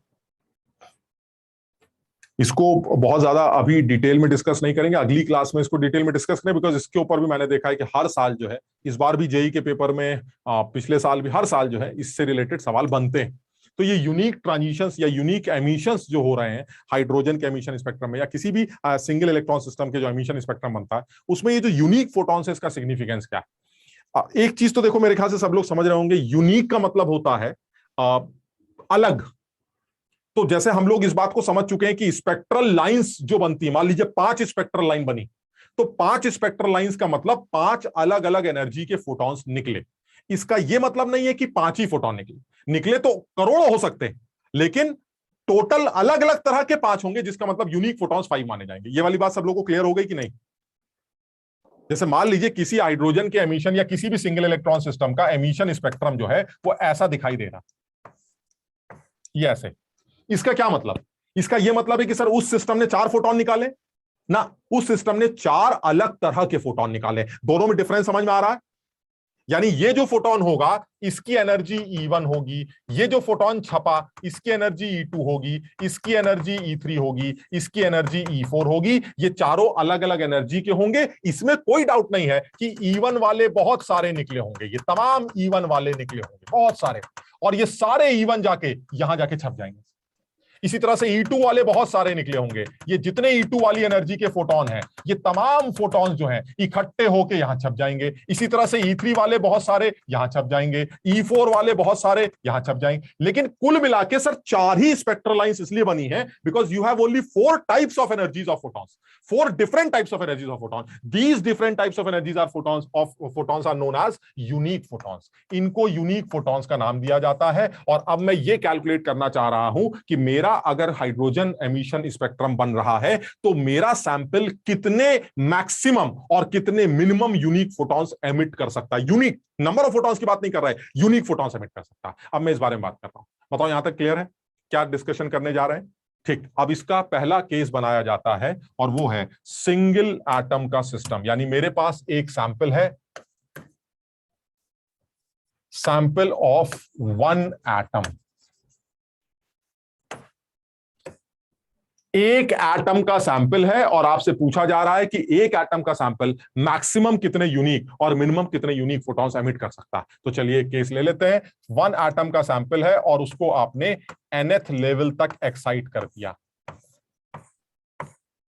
आपसे पूछा जा रहा है मैक्सिमम कितने और मिनिमम कितने यूनिक फोटॉन्स एमिट हो सकते हैं, बताओ मैक्सिमम और मिनिमम।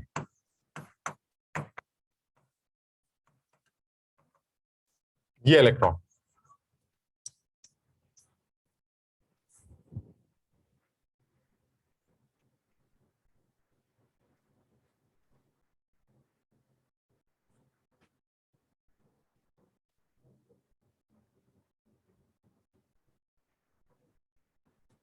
यानी जब ये इलेक्ट्रॉन नीचे गिरेगा तो फोटॉन्स एमिट होंगे। वो फोटॉन्स मैक्सिमम कितने यूनिक हो सकते हैं और मिनिमम कितने यूनिक फोटॉन्स एमिट हो सकते हैं। सीरीज पे डिपेंड करेगा ना। सीरीज मतलब जैसे लाइमन सीरीज और हो रहा है, क्यों? मतलब अब ये आदमी नीचे गिरेगा बस एक होगा और मैक्सिमम सर मैक्सिमम तो इंफिनिटी होंगे n, यानी कि n-1। n-1 मतलब इंफिनिटी होता है? मतलब वही एक ही बात है। एक बात बिल्कुल नहीं है, मतलब मैक्सिमम n-1 होगा, मैक्सिमम n-1 होगा और मिनिमम 1 मिनिमम 1 होगा। बिल्कुल मोनित सही कह रहे हो, n-1 और 1 बिल्कुल सही है या, और वो बिल्कुल लॉजिकल है। आप सोचिए अगर मैं इस इलेक्ट्रॉन के कान में जाके ये बोलता इसकी भाई ऐसा है, मुझसे कहा गया है कि आप मैक्सिमम यूनिक फोटॉन्स एमिट करिए, मैक्सिमम। तुम बताओ मैक्सिमम यूनिक फोटॉन्स का मतलब है मैक्सिमम अलग अलग एनर्जी एमिशन। और मैक्सिमम अलग अलग एनर्जी एमिशन कब करेगा? जब वो हर घर में रुक के निकलेगा। जरा देखना, ये कहेगा अच्छा मैक्सिमम फोटॉन चाहिए, टप टप टप टप टप टप टप टप। क्या ये फोटॉन एमिट हुआ? क्या इस ट्रांजिशन से फोटॉन एमिट होगा? Yes sir. हर ट्रांजिशन से फोटॉन एमिट होगा। और तुम्हें पता है हर एनर्जी लेवल की एनर्जी अलग है, उनका डिफरेंस अलग है, इसलिए ये जितने फोटॉन्स एमिट हो रहे हैं वो सब ये अलग अलग एनर्जी के होंगे। Yes sir. और they all are unique photons, they all are unique photons. तो कैसे निकालोगे यूनिक फोटॉन? सर यहां से यहां, यहां से यहां, यहां से यहां, यहां से यहां, और if this level is n and this will B 1 so ultimately maximum value will be n-1। बताओ समझे कि नहीं? एग्जाम्पल के तौर पर अगर बामर सीरीज ले ले तो n-2 कर देंगे। यार बामर सीरीज कहां से आ गई? ये मैक्सिमम फोटॉन्स निकल के आ रहे हैं, बात खत्म। ये टोटल मैक्सिमम फोटॉन्स निकल के आ रहे हैं, दैट इज n-1। इसमें सीरीज का कोई मतलब ही नहीं है। सीरीज बनता है सैंपल के साथ, एक एटम थोड़ा सीरीज बनाता है। जब सैंपल होगा तब उस बारे में बात करेंगे कि भाई कितने फोटॉन्स निकल के आ रहे हैं, बामर को बिलोंग करते हैं कितने। यहां तो सीधी सी बात है सर। अच्छा एक सेकेंड, तुम बताओ यहां पर कितने ऐसे फोटॉन है जो बामर को बिलोंग करते हैं? सर 1। सिर्फ एक फोटॉन है, ये वाला। सर बामर को बिलोंग करने वाला ये फोटॉन है बस। देखो बामर कौन सी सीरीज होती है? कहीं से भी गिरो लेकिन गिरो पर 2 पर। और वो 2 कौन सा? सर यही तो अकेले, यानी इस सीरीज को बिलोंग। और लाइमन को बिलोंग करने वाले कितने? 1। ये कुछ समझ भी पा रहे हो? यानी मैं ये इसलिए मैं लाइमन बामन की बात ही नहीं कर रहा। मैं तो ये कह रहा हूं कि भाई ये बताइए, मेरा इलेक्ट्रॉन nth लेवल पर है, वो नीचे जंप मारेगा, मैक्सिमम फोटॉन कब निकलेंगे? तुम सोचो एक इलेक्ट्रॉन के अगर कान में पूछा जाए मैक्सिमम फोटॉन कैसे निकालोगे, तो वो क्या जवाब देगा? हर घर में रुक के चलते, क्योंकि जितने घरों में रुकेंगे उतने फोटॉन एमिट करेंगे और हर फोटॉन की एनर्जी अलग होगी। सो दैट मींस 1 2 3 4 5 6 7 8 9 10 सारे फोटॉन। इसका मतलब ये हुआ अगर कोई इलेक्ट्रॉन मेरे 5वें लेवल पर है तो बताओ मैक्सिमम फोटॉन्स कैसे निकाल के लाएगा? 5 से 4, 4 से 3, 3 से 2, 2 से 1, 5 4 3 2 1। कितने फोटॉन्स एमिट हो रहे हैं? यानी एक यहां से निकलेगा, एक यहां से निकलेगा, एक यहां से, यानी टोटल मिला के 4 यूनिक फोटॉन्स एमिट होंगे। यानी if your upper level is 5th, so total number of unique photons will be 5 minus 1. That means upper level is n, the maximum unique photons will be n minus 1. Clear? लेकिन ये वाला answer सिर्फ कब applicable है? जब आप एक अकेले एटम, पहले आदमी की बात हो रही है। और इस साल जेई के मेंस के पेपर में यह सवाल पूछा गया था कि अगर हाइड्रोजन का एक एटम का इलेक्ट्रॉन 4थे लेवल पर है तो वो मैक्सिमम कितने यूनिक फोटॉन्स एमिट करेगा। ज्यादातर बच्चे गलत लिख के आए थे क्योंकि उन्होंने वो फॉर्मूला लगाया था जो सैंपल के लिए एप्लीकेबल। उनको पढ़ाया यही जाता है कि भाई जब भी कभी ये वाला सवाल आए तो n into n-1/2 एक फॉर्मूला होता है, वो लगा के चलाया। उन्होंने वो फॉर्मूला लगाया, गलत हो गया। जबकि समझदार आदमी क्या जानता है? भाई ये क्या बात होती है फॉर्मूला, हम तो अपनी अकल लगाएंगे। अगर एक ही आदमी है तो ज्यादा से ज्यादा वो क्या कर सकता है? टप टप टप टप टप टप टप टप खत्म हो गया। मैक्सिमम तो ऐसे निकल सकता है, टप टप टप टप टप। यानी if you are on 5th level the answer will be 4, if you are nth level the answer will be n-1, so maximum will be n-1। Clear? Minimum हम उस कान वाले उस आदमी के पास फिर गए, इलेक्ट्रॉन के पास। हमने कहा भाई मैक्सिमम नहीं चाहिए, मैक्सिमम नहीं चाहिए, मिनिमम फोटॉन चाहिए। मिनिमम क्या मिनिमम चाहिए? टपाक, समझो बात को। अगर इसको मिनिमम चाहिए तो डायरेक्ट नीचे गिरेगा, खटाक। कितने फोटॉन निकलेंगे? यानी minimum will be 1 and maximum will be n-1 in case of a sample having only 1 atom. कुछ समझ पाए कि नहीं? यानी अगर आप अपने ऐसे सैंपल से बात कर रहे हैं जिसके पास सिर्फ एक ही एटम, और उस आदमी से ये कह रहे हैं कि भैया ऐसा है, तुम्हारा इलेक्ट्रॉन nth लेवल पर है, तुम ये बताओ जब तुम नीचे पहुंचोगे तो मैक्सिमम यूनिक फोटॉन्स कितने निकाल सकते हो? तो वो क्या बोलेगा? अगर आपको मैक्सिमम चाहिए तो मैं हर घर में रुकता हुआ आ जाऊंगा। तो ऐसे में अगर मैं nth लेवल पर हूं तो total n-1 unique photons maximum निकाल सकता हूं। चलिए ठीक है। अगर आप उसी आदमी से ये कहते भाई तुम nth लेवल पर हो, ये बताओ तुम्हें नीचे पहुंचने के लिए मिनिमम कितने फोटॉन एमिट कर सकते हो, तो क्या वो हर घर में रुकेगा? ना, वो कहेगा भाई सीधे घर में पहुंचते हैं फटाक। और अगर वो खटाक से नीचे गिरेगा तो कितने फोटॉन एमिट करेगा? सिर्फ एक। वो अलग बात है कि इस अकेले फोटॉन की जो एनर्जी होगी वो इन सारे फोटॉन्स की एनर्जी का सम होगी। बताओ समझे कि नहीं? Yes sir. वो अलग बात है, वो अलग बात है। लेकिन सर वो एक अकेला यूनिक फोटॉन होगा, इसमें कोई डाउट नहीं। यानी in case of single atom sample the maximum unique photons will be n-1 and the minimum unique photons will be 1। यहां तक क्लियर है? तो आज हम इतना ही करेंगे। अगली क्लास में हम सैंपल के अंदर इलेक्ट्रॉनिक ट्रांजिशंस की बात करेंगे जिसमें मैक्सिमम मिनिमम फोटॉन्स को डिस्कस करेंगे। तो आज की क्लास यहीं खत्म करते हैं, अगली क्लास में फिर मुलाकात करते हैं। सर ये मिनिमम वाला समझ में नहीं आया। मिनिमम वाले में समझने में कुछ नहीं है दोस्त, तुम खुद दिमाग लगाओ। आपका एक इलेक्ट्रॉन, एक एटम है जिसका इलेक्ट्रॉन 10वें लेवल पर है, ठीक? ठीक। अब आपने उससे कान में पूछा ये बताओ तुम नीचे गिरना चाहते हो, वो क्या बोलेगा? हाँ नीचे जाना चाहते हैं। तो तुम उससे ये कहो इस तरह से नीचे जाओ कि तुम मिनिमम फोटॉन एमिट करो, यही चाहते हो तुम? Yes sir. तो मिनिमम फोटॉन एमिट करने के लिए उसको घर में रुकना पड़ता है, तभी वो फोटॉन निकालता है। तो मिनिमम फोटॉन एमिट करने के लिए डायरेक्ट उसको उसी घर में छोड़ो ना जहां उसको फाइनली जाना है। यानी वो सीधे एन से लेके सीधे जंप मारेगा नीचे, सीधे, और सीधे जंप मारते ही एक फोटॉन बाहर निकाल देगा, खत्म होगी। मिनिमम 1, समझे? Okay sir. और अगर आपको मैक्सिमम चाहिए तो मैक्सिमम के लिए क्या बोलेगा? अच्छा, फोटॉन फोटॉन फोटॉन फोटॉन कब निकल के आएंगे? जब वो हर घर में रुकेगा। n से n-1, n-1 से n-2, n-2 से n-3, 5 4 3 2 1, जब वो हर घर में रुकेगा तो फोटॉन एमिट करेगा, और वो सारे फोटॉन यूनिक फोटॉन्स होंगे, क्योंकि हर ऑर्बिट की एनर्जी फिक्स होती है, उसका डिफरेंस फिक्स होता है। सर मिनिमम फोटोन की जगह हम ये भी तो बोल सकते हैं सर, एक ही एनर्जी आएगी मतलब। हाँ, मतलब वो सिर्फ एक ही एनर्जी एमिट करेगा, और ऐसे में टोटल n-1 एनर्जीज एमिट करेगा। बिल्कुल ऐसे भी बोल सकते हैं। ओके सर, ठीक है ना?